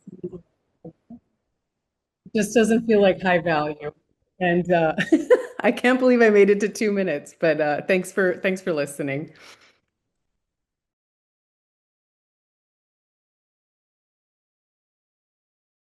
Chair, you're muted. Thank you. Next we have Ahab Ijaz. Ahab Ijaz, 19 Islington. Yes, really quickly, I'll try to keep it concise, but we also have small kids in our home, three small kids, and I think a lot of people obviously are talking about parking being the issue, of potentially being the hazard, but to us, what we see all day long is speeding. That to us is the major hazard. Near accidents happen throughout Newton. It's not unique to our neighborhood. Everyone should drive cautiously, and parking is not a new issue in our neighborhood in general. The neighborhood streets have been the same, but the parking situations on both sides is a new issue. Construction, obviously, as everyone knows, has been going on for a while, and that is what has been driving more and more parking in front of our homes, which we've been living in our home for 6 years now, which was not the case in the first 4 years of our ownership here. The other thing I would suggest is for us to look at the slide that we're on right now. The example of the video that was shared is a real edge case, right? The way that people actually park is what you're seeing here with the white SUV. Nobody parks on the street. They park way on the sidewalk, all the way up into the sidewalk, leaving plenty of room for cars to drive by. The other situation about garbage trucks, right? Every Monday they come, 3 different trucks come. There has never been a scenario that a truck has not been able to get through. So this edge case is absolutely ridiculous to me that it's even mentioned. I'd say my request would be to hold off on making a decision on this for a year from now until we have our roads and parking back. And if possible, restrict parking for Lions Field and park visitors instead. Thank you. Harry Martins.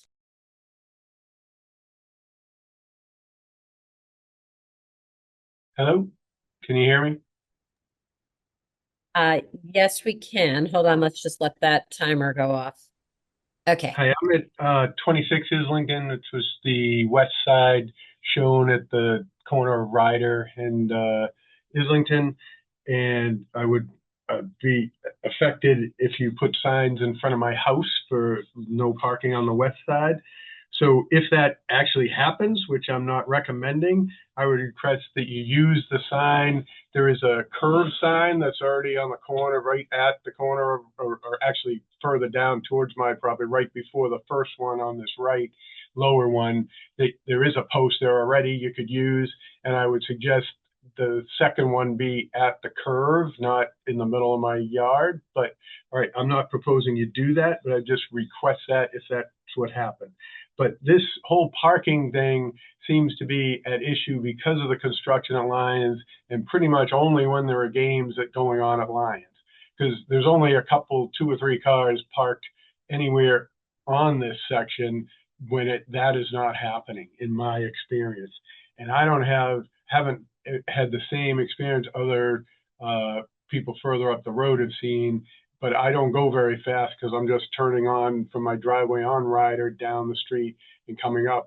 I don't go very fast and have not experienced the same issue that others have talked about. But again, I would second Salman's statement that if you're going to restrict parking on one side here because of a fire truck width, then, if you limit parking people going to park further up Islington. So it seems logical that you would have to restrict it all the way up Islington and around the corner wherever there's a 22-foot wide street.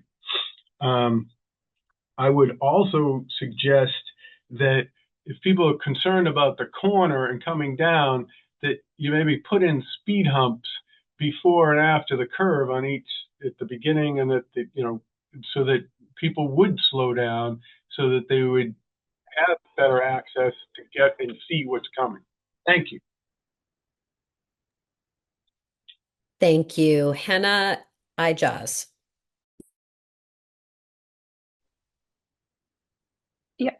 Sorry about that. Hi, I'm Hannah Ijaz. I live at 19 Islington, so the second home on the right, also on the bend. And I basically agree. I'll try to keep it short. Agree with most of what the abutters have said here. I think the biggest issue is that a lot of this has been created in the last 2 years since the construction started.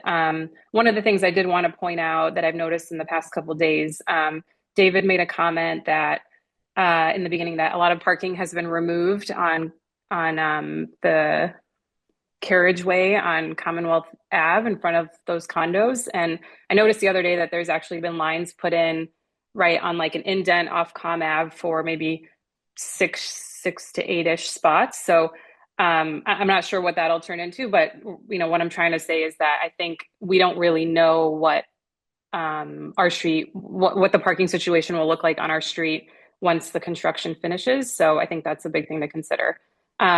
The other thing is, as really pointing out that the biggest problem seems to be during the baseball games. I think that also affects us down here. We have a ton of people parking in front of our houses or blocking half of our driveway and going to Lions Field for a baseball game. So, I think the options as they're laid out, they're not solving those. So the actual problem that's been happening in the last 2 years. I think that's probably the newest things I had to say. So that's it. Thank you. Jill McNeil.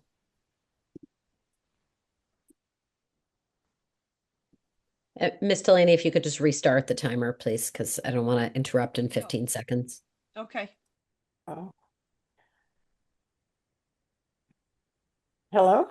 Yep, go ahead. Thanks. I just wanted to say I think at least half of the problem is speeding.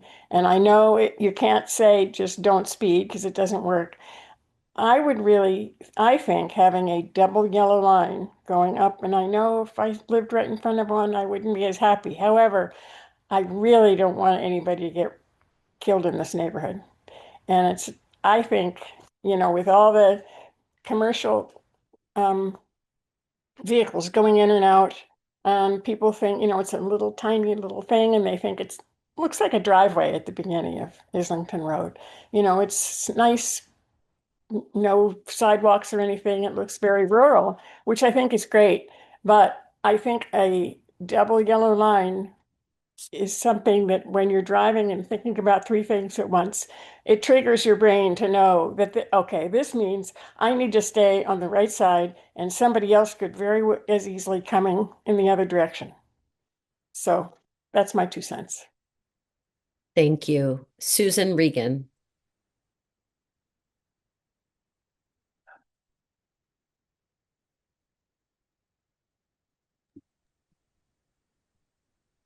Susan Regan. I'm not sure she's there. Okay, so let's hold off and go to Kathy Wong.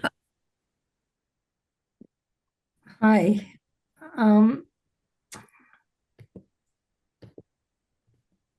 Hi. Thank you for allowing us to speak. I have lived here over 40 years, and it's really only recently that this has become so scary, frankly.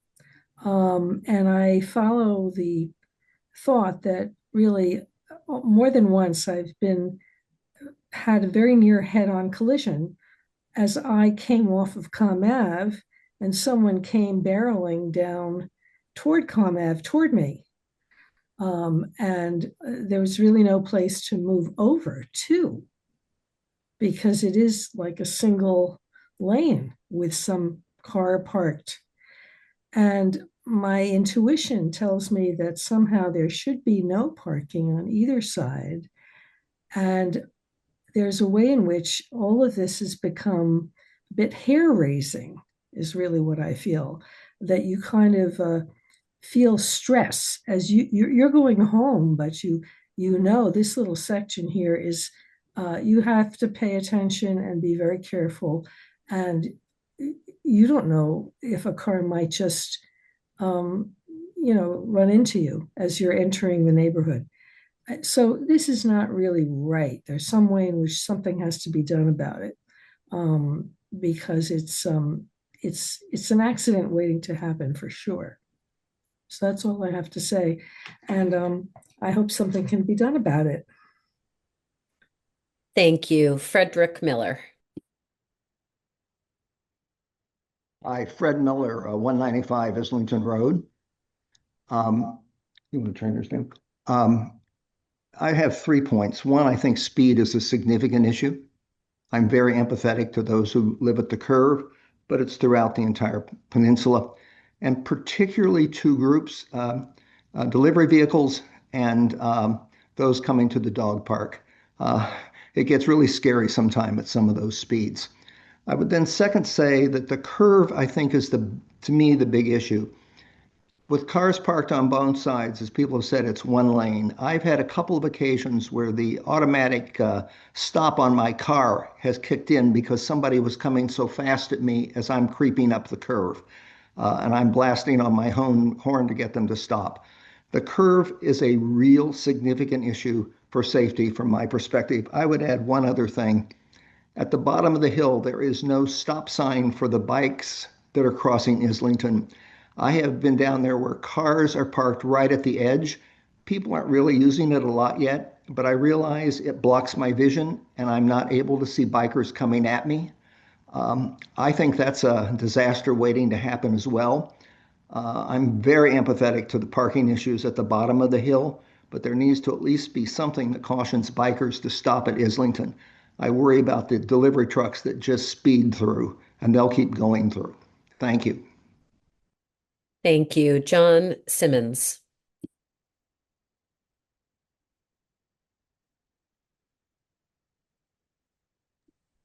Okay. Yep. Sorry. Took me a second to get the technology to cooperate. Can you hear me? Yes, we can. Thank you. All right. I'm impressed with the amount of different perspectives that have come across in this conversation. I think, honestly, this is a super tough conversation for all of us because we all see our own snippets of the scenarios that are here. I think there are probably there's many more scenarios that you could run, not just fire trucks. There's the garbage truck one. There's the 3-year-old on the bicycle crossing from Lions Park over to the condos on the other side. That happens to be moving more slowly than the 40-mile-an-hour resident, not necessarily dog walker or Amazon delivery truck vehicle that is speeding around the corner. There's a lot of scenarios here. And I think what I'm hearing in this conversation are concerns around the emergency vehicle access, notably a lot of concerns about speeding across the spectrum here, and visibility around the curb. Those are the three issues that I hear. I'm not a traffic expert, but I do live at 16 Islington, which is directly on that curb. I'm right next to Harry Martin's and across from Salman and Ahab and Henna and Selena, and right next door to Peter Goddard, God bless him, for not having a driveway for almost a year now. And people don't necessarily see 90% of the life on that curve the way we see it. I work from home a significant amount of time. I hear John Haywood leaning in on his horn every time he goes around the corner. I see the Amazon trucks parking in ludicrous ways. I see it all, and it happens. So I do not think the ban parking is a solution because you're just pushing the problem further up Islington Road. I do think we need speed controls.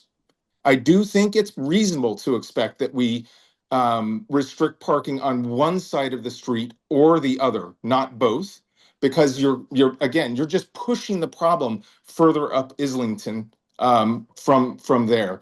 Many of these things have been said. Let me just think. And lastly, I should say this. I think Ahab, you said this. Randy, you alluded to this, although I'm really very disappointed in the way you've handled this whole situation. But you noted that the fact that the construction work has been one of the reasons why this has started to come around as an issue for us. We're still going through it. We do not know what life will look like on the other side of this construction when the Goddards get their driveway back, when there's parking fully available on the carriageway, when there's no police or construction vehicles parked on Islington Road as they're servicing those intersections. These are all challenges we're all facing right now. Those need to settle out. I do think we need some improvement to this situation, but I do not think it's two sides. I think there needs to be speed controls. Otherwise, you're inviting further speeding if you open up that space to everybody. John, or everybody, you're still gonna run into scenarios where people are coming tear around that corner because there's no cars on either side. They're gonna feel more uninhibited. That's what I see day to day. Last thing, I asked for the fire department and the police department to give me data going back to 2018, which they do. And I asked for any incidents where there was blockages of emergency vehicles of any kind on Islington Road, and there were zero going back to 2018. So on a relative basis, the speeding is the issue. I do not disagree that we need access for emergency vehicles, and I wish that there was an easy solution for this, but certainly making more space for them to come around that corner makes a ton of sense to me. Just don't do it where you're completely disregarding one set of the community and pushing the problem further down the street. You're fooling yourselves. We're just creating issues elsewhere in the system. Thank you. Thank you. I don't see any other hands from members of the public. Let me just ask one time, are there any other members of the public here who wish to be heard on this? Okay. Let's go back to the committee and counselors. I have Counselor Downs and Counselor Block. Counselor Downs, go ahead, please. Thank you, Chair. In looking at this and particularly at a lot of great points from the neighborhood, a lot of which I've heard before.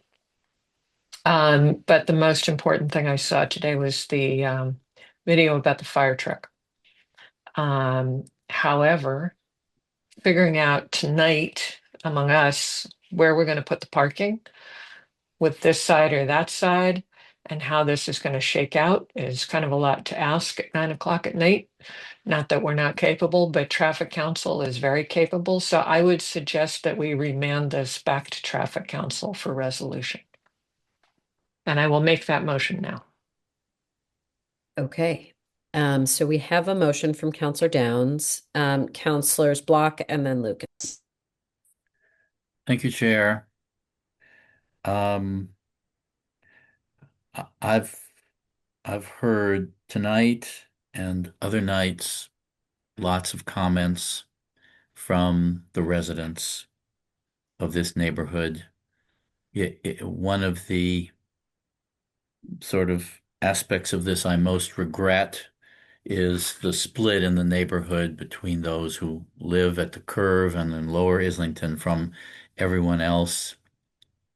I had urged the neighborhood to try and have their own meetings to reach some kind of position or compromise. I guess that hasn't really been possible. I'm sorry for those people who feel that I've let them down. I certainly haven't done that deliberately, and I'm happy to talk to anyone at any time about what I've done about this problem and how we should deal with it going forward. Regarding the motion that is now before us, I think asking Traffic Council to work on this again makes a lot of sense. But I'd like to offer a friendly amendment. I hope it will be received as a friendly amendment to direct the Traffic Council to restrict parking on at least one side as they consider how to improve emergency vehicle access and the safety of everyone driving on this road. So I'm going to ask Councillor Downs if she would accept that instruction that would accompany her remanding motion. I will defer to Mr. Kozis as Traffic Council Chair, but my sense of Traffic Council, having worked on it for nearly 6 years and observing it before then, is they take our deliberations into account, and having us say, we think the parking needs to be restricted. We just don't want to decide which side or in which configuration will be enough. But I will take that as a friendly amendment if you wish. I would. Thank you. One thought about that, Counselor Block, and Mr. Kozis, maybe you can weigh in on this.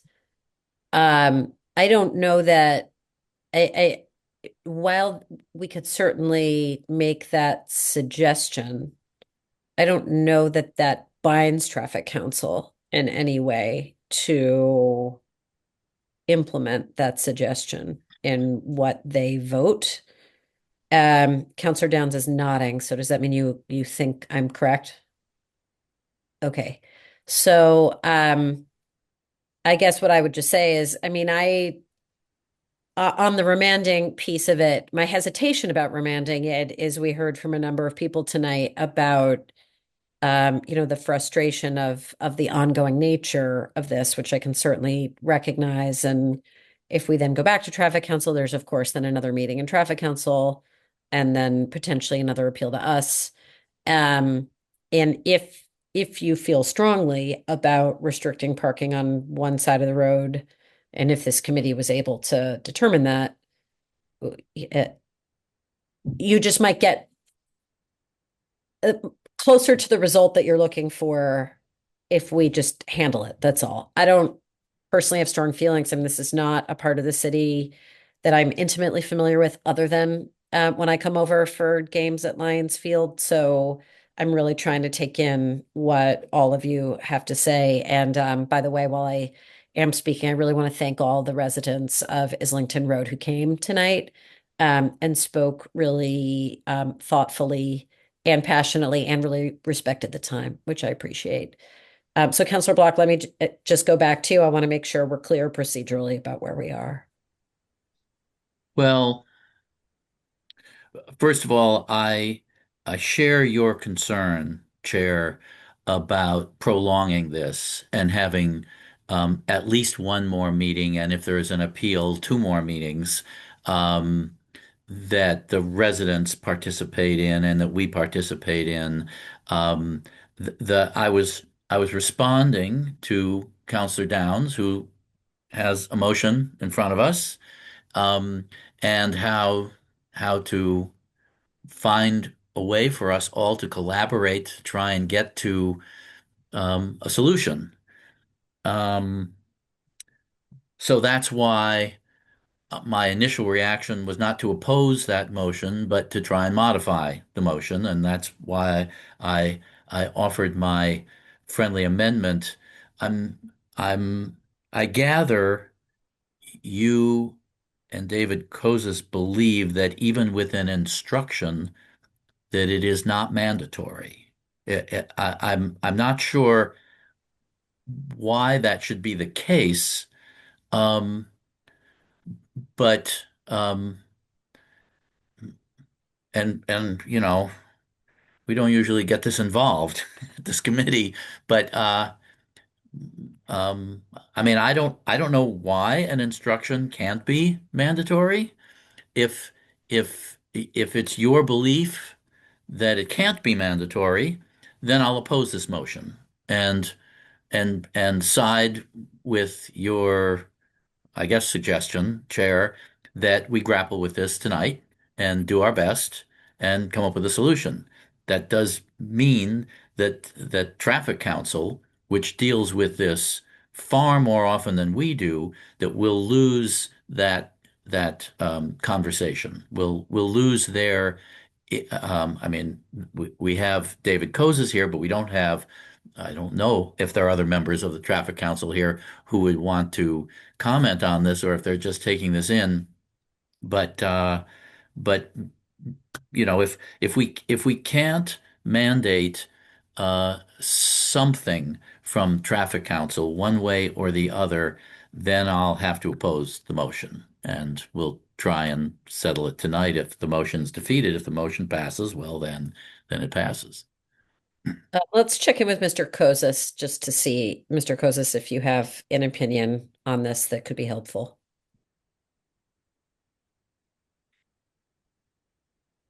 Yes. Did we? And okay. I realize that I can't raise my hand when I'm sharing the screen. Oh, So I'm sorry. I did not realize that. not no problem. Do you want to stop screen sharing for that purpose? Because it is important to me to know if you want to add something. Okay. It's okay. So I would say that the only item that is before us is the item that was docketed, which is restricting parking on one side or the other, or not at all. I think that it seems that the committee started to ask the question about improving safety along the corridor, which feels like it's getting into the traffic calming process, which is not a traffic council. It's not at all within the purview of traffic council to consider traffic calming. There's no budget. Traffic council does not have a budget. There's a whole separate process involved in putting in speed humps or any type of traffic calming.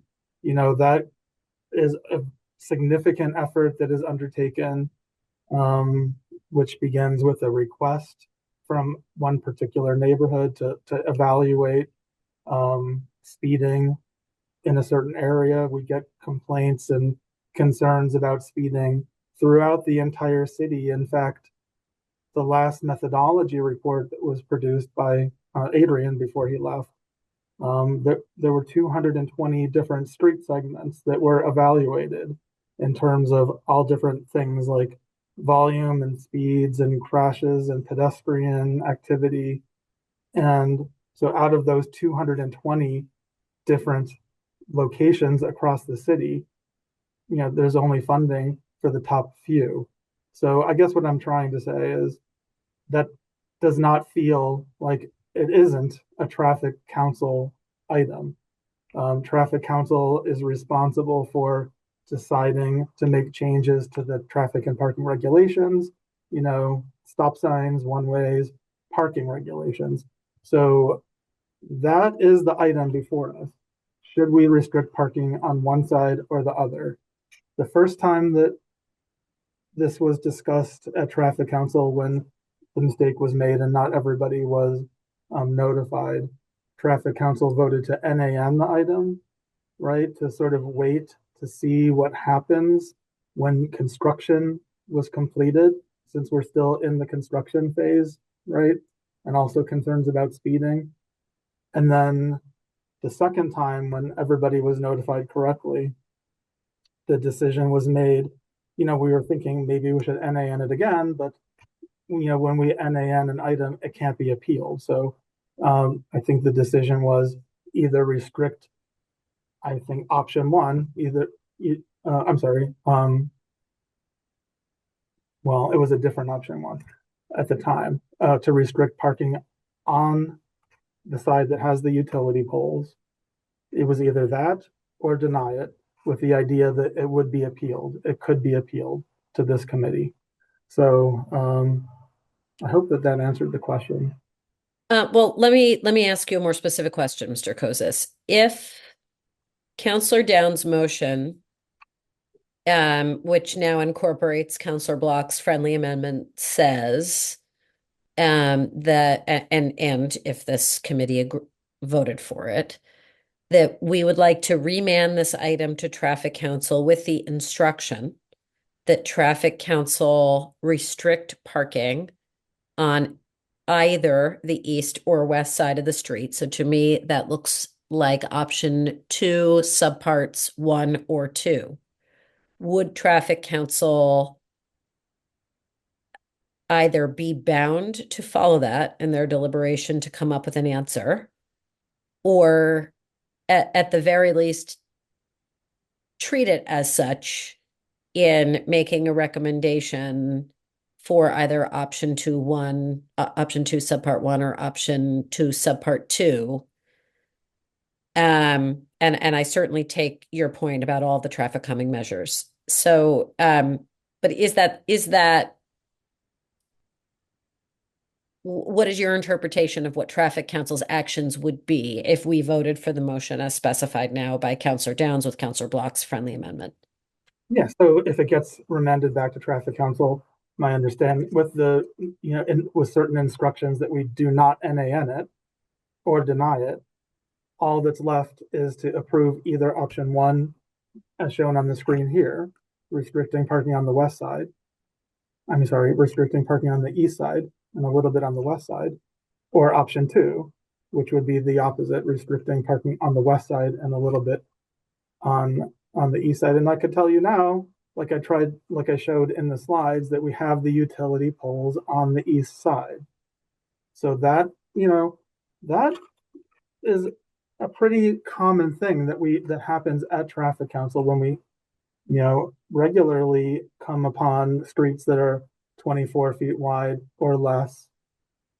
We regularly vote to restrict parking on one side and allow parking on the other side, and we tend to restrict parking on the side that has the utility poles for aesthetics, and so that new poles don't need to be added.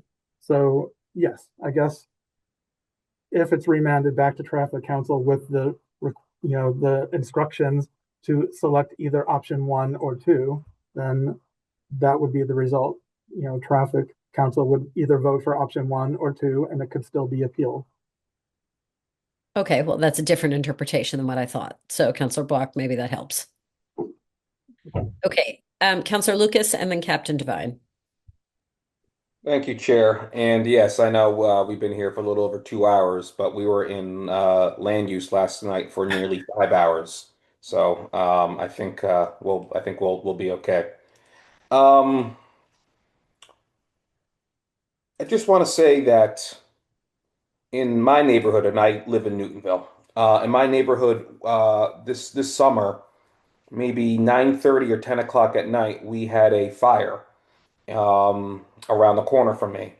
And the fire trucks, granted, they're just a few blocks away, they got here within probably less than a minute and were able to put out the fire and save a home.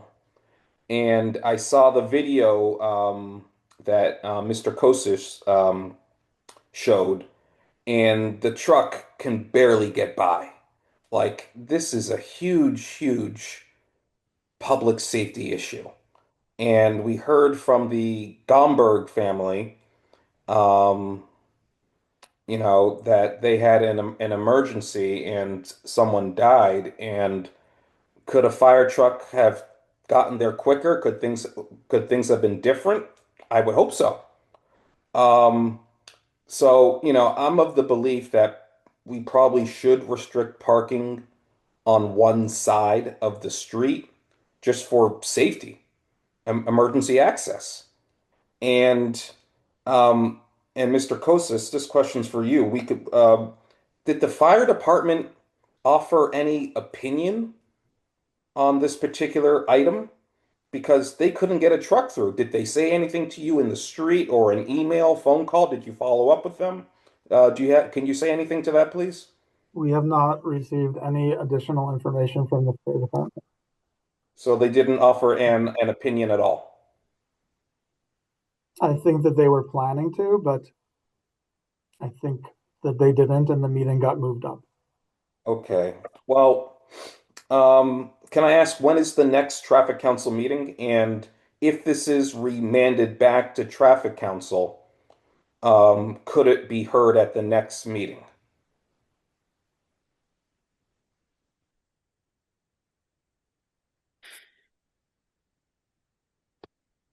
Uh, I can't hear you. You're still muted. And I can't. There you are. Okay. It could go on the next traffic council meeting if it is remanded, but that would bump out many other items that are time sensitive that we really would like to hear before the end of the year, Okay, so forgive me, when is the next meeting? December 11th. There's not a meeting in November? Just Oh, there's a meeting tomorrow and it's not. yeah. Okay, yeah. So December, so that means if it's remanded back, it will be heard in January. Is that correct? At the earliest? I mean, there's no schedule right now there's a lot of items waiting to be heard. And this item has been heard twice at traffic council. Yeah, this is tough because I do want to hear the fire department, and hopefully if it is remanded back, the fire department can attend the meeting just for emergency access and public safety. But we've also heard from other residents about the main issue is speed, and unfortunately, I think our hands tonight are tied on that. Because what's only before us are the parking restrictions at the beginning of the roadway. Perhaps the Ward 4 councilors could work with the Islington residents on potential traffic calming techniques. Let's see what else I have in my notes. And yeah, another question for you, Mr. Kosis. Have there been any prior traffic calming techniques or approaches implemented on Islington? I don't think that I can answer that. Traffic calming is a separate process from traffic council. I'm not aware of any traffic calming techniques that have been initiated on Islington Road. Okay, thanks. Just because I was looking at the 2024 traffic calming um, report that's on the city's website, and Islington Road is listed at 190. They're way down there. For some reason, the city doesn't believe it's a top priority. So that certainly would need to change just because fire trucks can't get through. And we heard from one of the residents there was saying that, their head-on collision alert is constantly being activated. So clearly something needs to be done here. The question where I'm stuck is if we remand this back to committee, it won't be heard until January, and we can't be certain that the traffic council will make a recommendation to restrict parking on one side or the other. Or we could take the initiative tonight and restrict parking on a combination of one or two, both sides. So I'm really stuck on this. I'm really stuck. So I would like to hear from more people before I weigh my opinion on how I'm going to vote tonight, because I would definitely need some guidance from this committee and from city staff. Thank you, Chair. Okay, thank you. Captain Devine and then Councillor Block. Thanks for letting me speak at this committee. I appreciate it. I'm hesitant on having this remanded back down to traffic council. Like Mr. Kosa said, we've already dealt with this twice. I'm still in the belief that, like some of the residents said, it's just pushing the can down the road type of thing. So I'm just looking for guidance from this council, from PS&T, just on where we want to go, because it's just kind of, the residents already said they've spent numerous hours on this, and now Mr. Solomon and the other neighbors are going to have to come back again for another traffic council. So I'm just hoping that we kind of get some leeway tonight. Councillor Block and then Councillor Downs. At when the fire truck demonstration took place, I was present, and I did speak. There were quite a number of members of the fire department there, and the one person who was sort of monitoring all of this, whose name I'm sorry I don't remember, didn't write down, but I asked him what the fire department would do with this information, and he said he would bring it back to the chief and that there would be a memo on it. That's the last I heard, and I suspect that if we asked, that such a memo would be forthcoming. I don't know why that hasn't happened.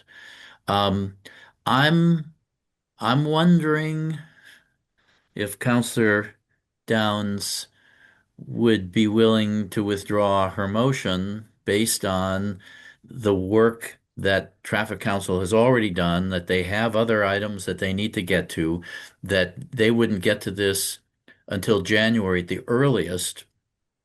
And it does seem to me that David Kozes is essentially recommending the option that we're looking at right now, that the no parking would be on the east side, mostly for aesthetic reasons. The poles are there, and the small section on the west side. That seems to me where this is headed, and maybe the sooner we get there, the better. So that's my request to Counselor Downs. But but the motion is on the floor, and we can always just vote on it. But now I'm inclined, even with my friendly amendment, to vote against it, so that we just grapple with this and do it, and we can revisit this. Traffic Council can revisit this anytime, of course. May I speak, Sarah? Yes. So I'm going to take that very friendly suggestion and withdraw my motion and instead make a motion to approve option 1 here. Ms. Delaney, can you give us the right language to do that? I forget what it is, but that's the motion that I would like to make.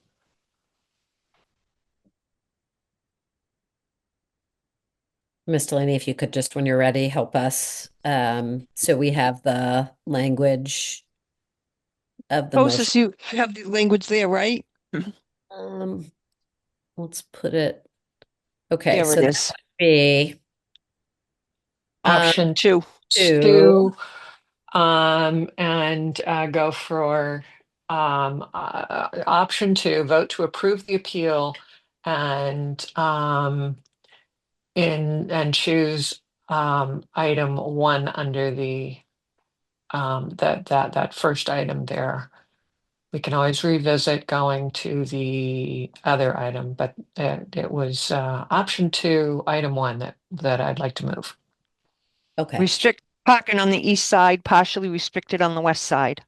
Correct. That was what Mr. Kozes had up. That's where the poles are, I believe. That's option 2, I think, up in front of us. Option 1 was on the other side. Go back 1 slide. Councilor Grossman, I'm sorry, I still can't raise my hand. Oh, sorry. Go ahead, Mr. Kozes. Okay. So, and I want to just make it clear that this is not me recommending anything. I voted to NAN it, the item at Traffic Council, and then I voted to deny at Traffic Council. So this was not my recommendation. If it's the will of the committee to approve option 1 or option 2, I just want to remind the committee that the utility poles are on the east side. Oh, then that's the one we want, is we want to get on the east side where the poles are. Would restrict parking on the east side, and is language here. I'm sorry. This would be the language. We would be, if the committee wants to approve option 1, as shown on this slide, this is the language that would be added into the traffic and parking regulation.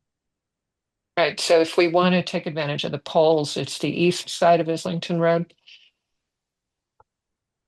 That's correct. Okay, so that's the language we want. Okay, so I think your motion is now clear, Counselor Downs. Thank you. Do we have discussion on Counselor Downs' motion? And this is just for members of the council. We're not taking additional public comment. Counselor Lucas and then Wright. Thank you, Chair. So we are, just to be clear, it's option 2 on the screen right now. And then underneath that, it's call it parens 1, correct? Yes. Okay. Right. No, parens 2. I don't. No. It's parens 2. We want it, right? We want it Option to 2, parens 1. parens 1, which is the east side. That's where the poles are. Okay. Yeah, I mean, the polls are there. I mean, we have to do something. We heard from the captain that this should not be referred back to committee because if it goes back to committee, it's January, and this committee isn't certain how the traffic council will act. They, of course, could vote to NAN it or do something else. But something needs to be done, I think, now. And then going forward, which is not an action of this committee, but as I said in my prior comments, the Ward 4 councilors need to work with the neighbors here for, I think, much improved and probably better traffic calming techniques to slow down cars. And I don't know what that is right now, but that is what I think we need to do. So I'll vote for option 2, parens 1 this evening. Thank you. Mr. Kozis, can I ask you one clarifying question? And I don't mean to overly complicate the discussion tonight, but we heard from some number of the residents tonight about the potential of restricting parking all the way around the peninsula on one side. Is that an option this committee can consider, or would that have to be a different docket item to Traffic Council? So that would be a different docket item. The item that was docketed and notified was only to restrict parking on one side or both sides of this one block. And if residents or counselors in the future were interested in considering that possibility, what is the timeline in which that docket item could be made? I assume at any time? Yeah, it could be made at any time. It's a new item. Okay. It would go into the queue. And I was just curious because I did find it meaningful to consider the possibility about restricting parking in a certain section, then essentially shifting the problem to another part of the street. And if the residents or counselors who are really familiar with this find that compelling, it would seem to be something to consider. I saw some hands, but then they went down. Counselor Wright, you're all I see right now. Go ahead. Thank you. I think something needs to be done right away. I will vote for this. I think, though, it will, in the long term, and maybe it goes back to review it and maybe part of the restriction all the way around on the left side. I think the west side should have the parking restrictions. And I think it should go all the way up into the loop at least. But again, that may be discussed later. Another option, something needs to be done right now. And I think this is the way to go. I will vote for it just to get it something quick. Thank you. Counselor Lipoff. I'm with you as well. I do want to speak to this idea of the whole street. There was a suggestion by somebody, if you do it here, you have to do it everywhere, almost like everybody gets penalized. This is really about sightlines, okay? This is about safety and sightlines. And I live on a street that's not exactly the same, but it's one way up and a half a mile loop all the way around and down. And there is nowhere on my street that needs no parking except for the entrance on the way up. There's a bend just like this. And the people who are renting the house there with a big driveway choose to park a car out front every time. And it throws everybody into a head-on crash. And we never even thought of needing a sign until this situation arose. So to say, well, if we put a sign there, we need to put it all the way around this street is not reasonable. And if the sight lines are long enough that people can see who's coming, can manipulate parking of cars on either side, that's fine. And that's actually a way to slow cars down.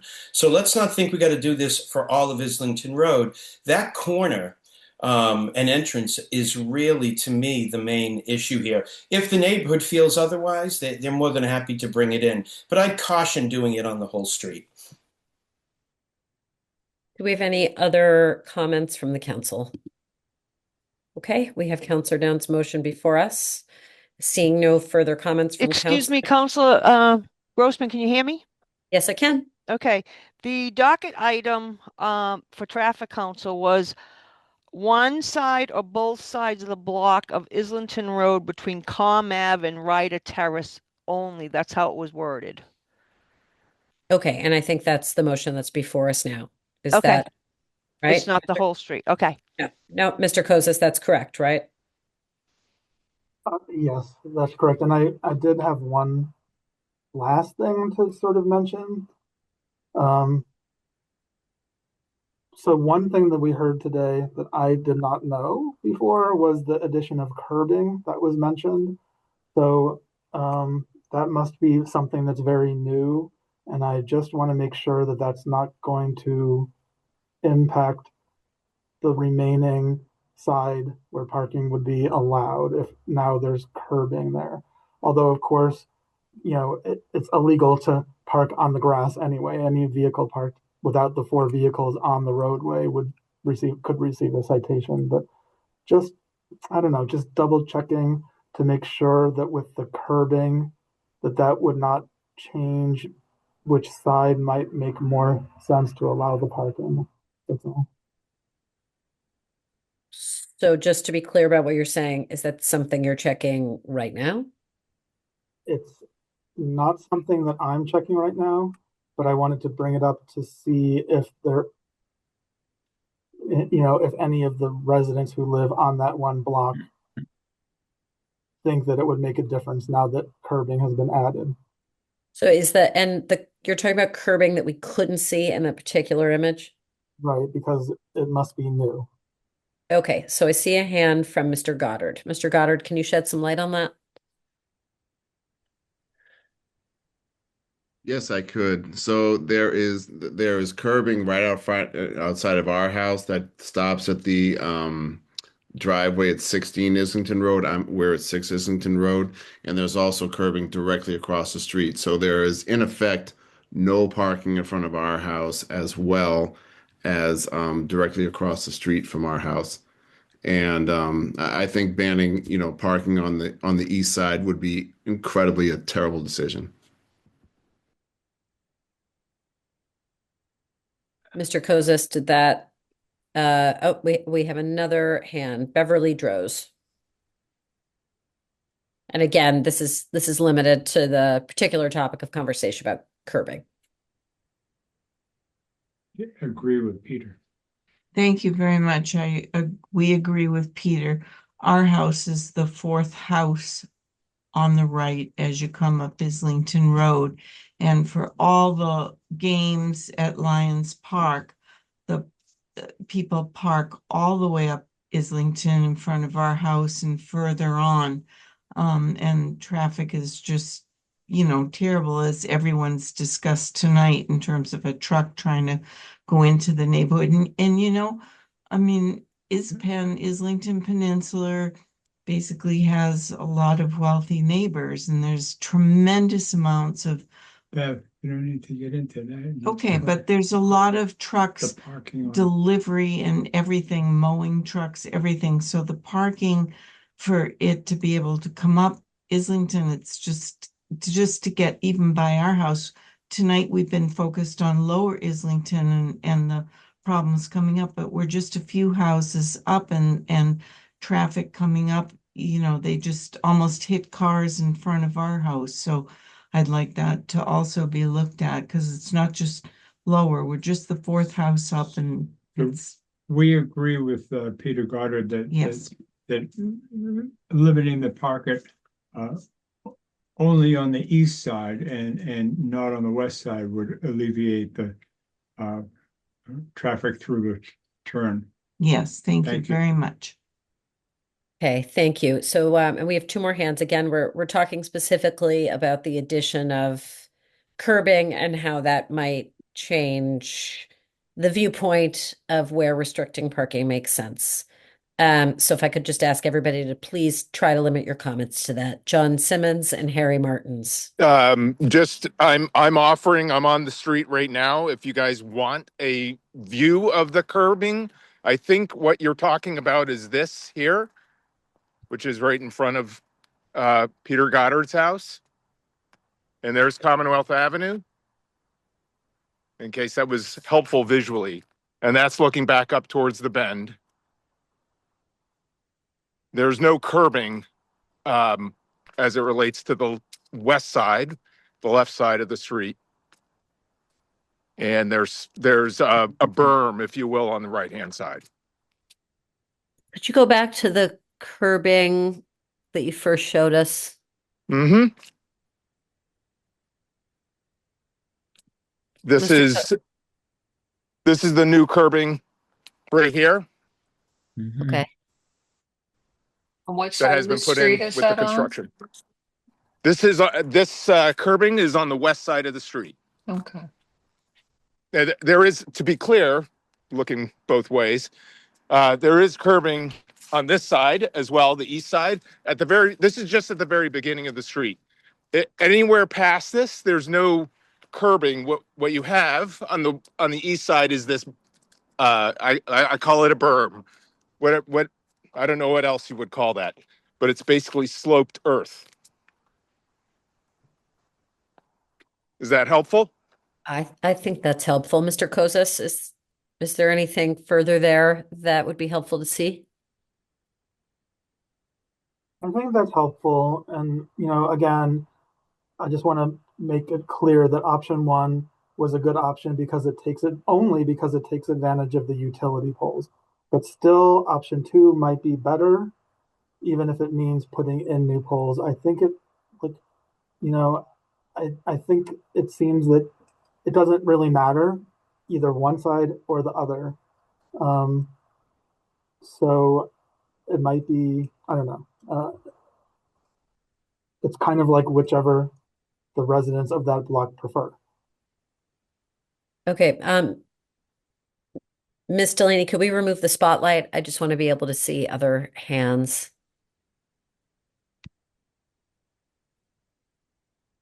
Okay. So since we have started getting back into allowing folks, residents to comment, I'm going to take the additional hands. I want to be as fair as possible, and that's why I didn't take additional hands sometime back, because it gets a little tricky to keep it fair. But we do have three more hands up, so I want to let people comment, and then Councilor Blocker, I'm going to come to you and see if we can get to a vote. Harry Martins.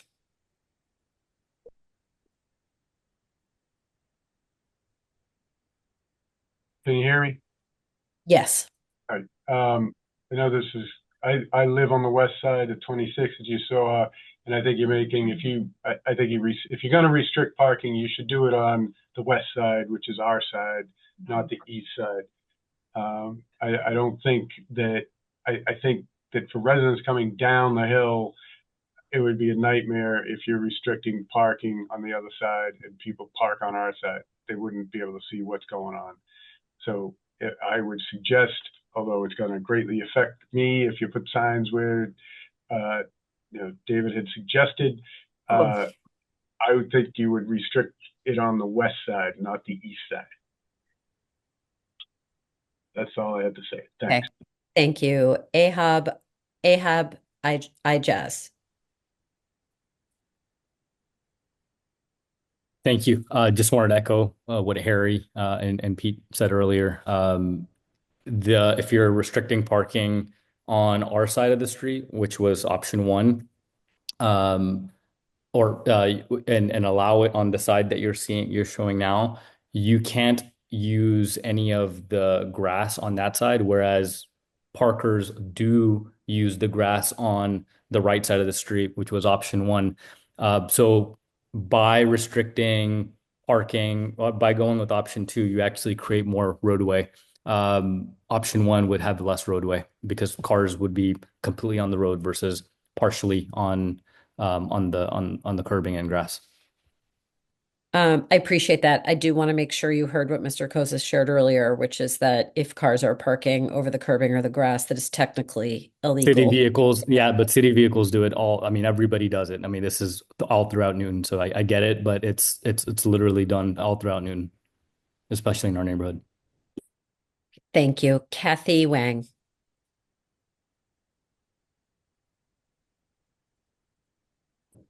Yeah, well, it's my observation that there are many more cars parked on the east side than there are on the west side.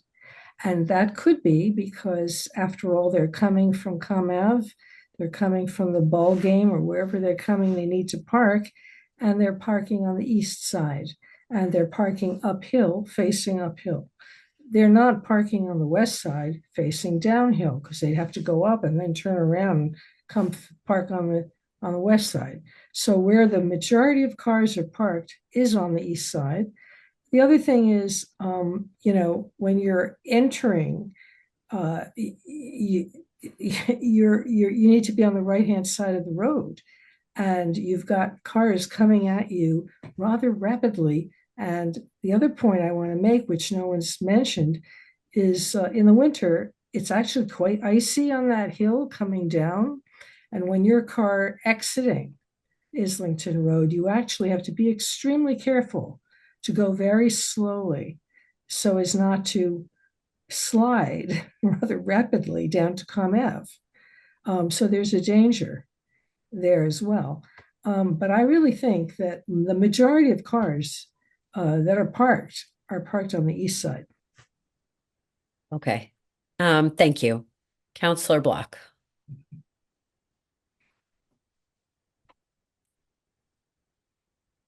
I think you just muted yourself when you were unmuted. We need to do the opposite. I was just saying that, as usual, the residents have given us a lot to think about. The traffic calming, I've gone down that road and we haven't been successful, but we are not gonna stop trying to find traffic calming mechanisms that the city will implement. But as several people have said, that's not before us tonight. That's not in our power. It's not in Traffic Council's power. This is what we have to deal with. As I said at the beginning, I see pros and cons, which are now starting to come out for both option one number one and option one number two.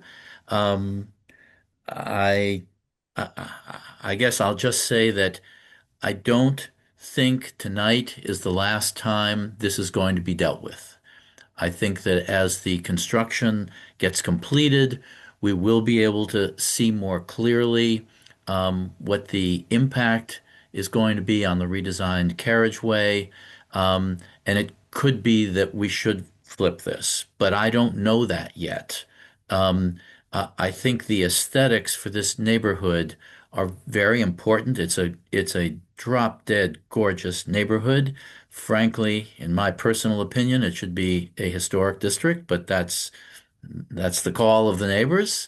And so when I hear David Kozis say, from really an aesthetic point of view, an implementation point of view, it would be easier to restrict parking primarily on the east side and a small part on the west side, which is the motion before us. I favor that motion, and I'd like to call the question. Okay. So Councillor Block has called the question. I'm pretty sure that means others who are better at procedure than me can tell me. I think we now vote. Councillor Lucas, I see your hand is still up.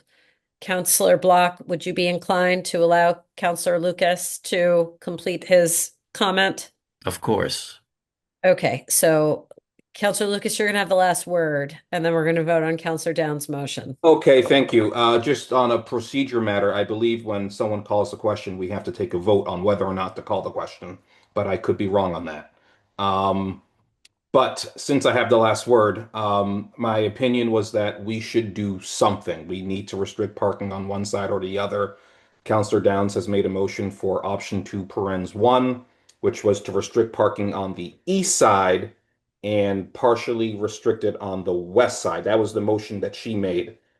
We're hearing from the residents who live at the beginning of the roadway that it should be flipped. They know the roadway light years better than me. So I think we should flip it and restrict it on the west side and partially restrict it on the east side. I think that's what what the neighbors had just said. So if Counselor Downs doesn't want to amend her motion, I will vote against it. Thank you. Before we make can we hear from Mr. Kosis about? Well, hold on. First of all, Counselor Lucas just asked Counselor Downs for a friendly amendment. So, Counselor Downs, let me first hear your point of view. For what it's worth, I happen to share Counselor Lucas's opinion on this, so I'm very curious what. I think we should just vote, and if my motion fails, we'll do the other side. I think that's the fastest way to do this now. Okay. And we've had a called question. We can certainly debate and vote on whether we should call the question. Counselor Lipoff, I know you just had something else to say. No, you don't debate that. You either I think you just vote to call the question, or you can just do the vote. So if I think it there's has a to be dispute seconded. about, No, there's no. Okay. We're just going to vote on Counselor Downs' motion. So Counselor Downs has moved. Mr. Kosis, could you please put or Ms. Delaney, whoever's controlling the slides, I think it's Mr. Kosis. Can you please put option 1 back on the screen?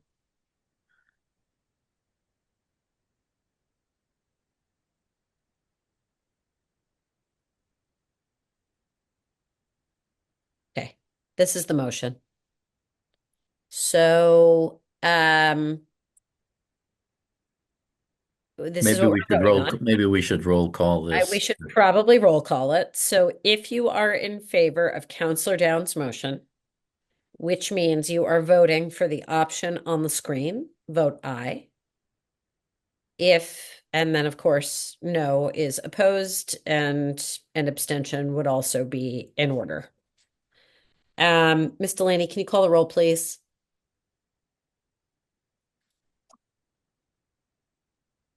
Sorry. Okay. Counselor Downs.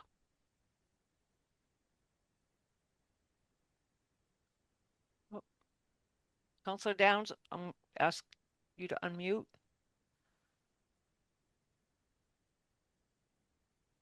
You can't unmute.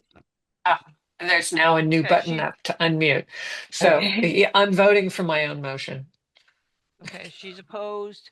No, she's an I'm aye. saying yes. I'm sorry? She's in favor of her motion. Right. So this is, okay, can you hear me?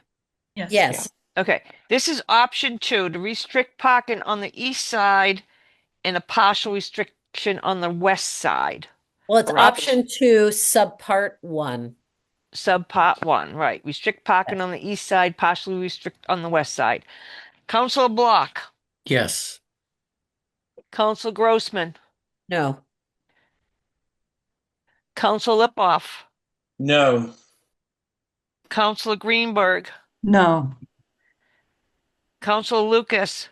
No. And Counselor Wright. No. 1, 2, 3, 4, 5, 6, 7. Yeah, it's 5-2. Who are we missing? Who'd we lose? Who left? Oh, Bixby. okay. Oh, Counselor Bixby left. Okay. Bixby not voting. Okay, so that fails. I'll what make the other- I'll make the motion to put it on the other side. Okay, motion by Counselor Downs for option 2, subpart 2, to vote to approve the appeal and restrict parking on the west side, with partial restriction on the east side. And let's have that map up before us, please.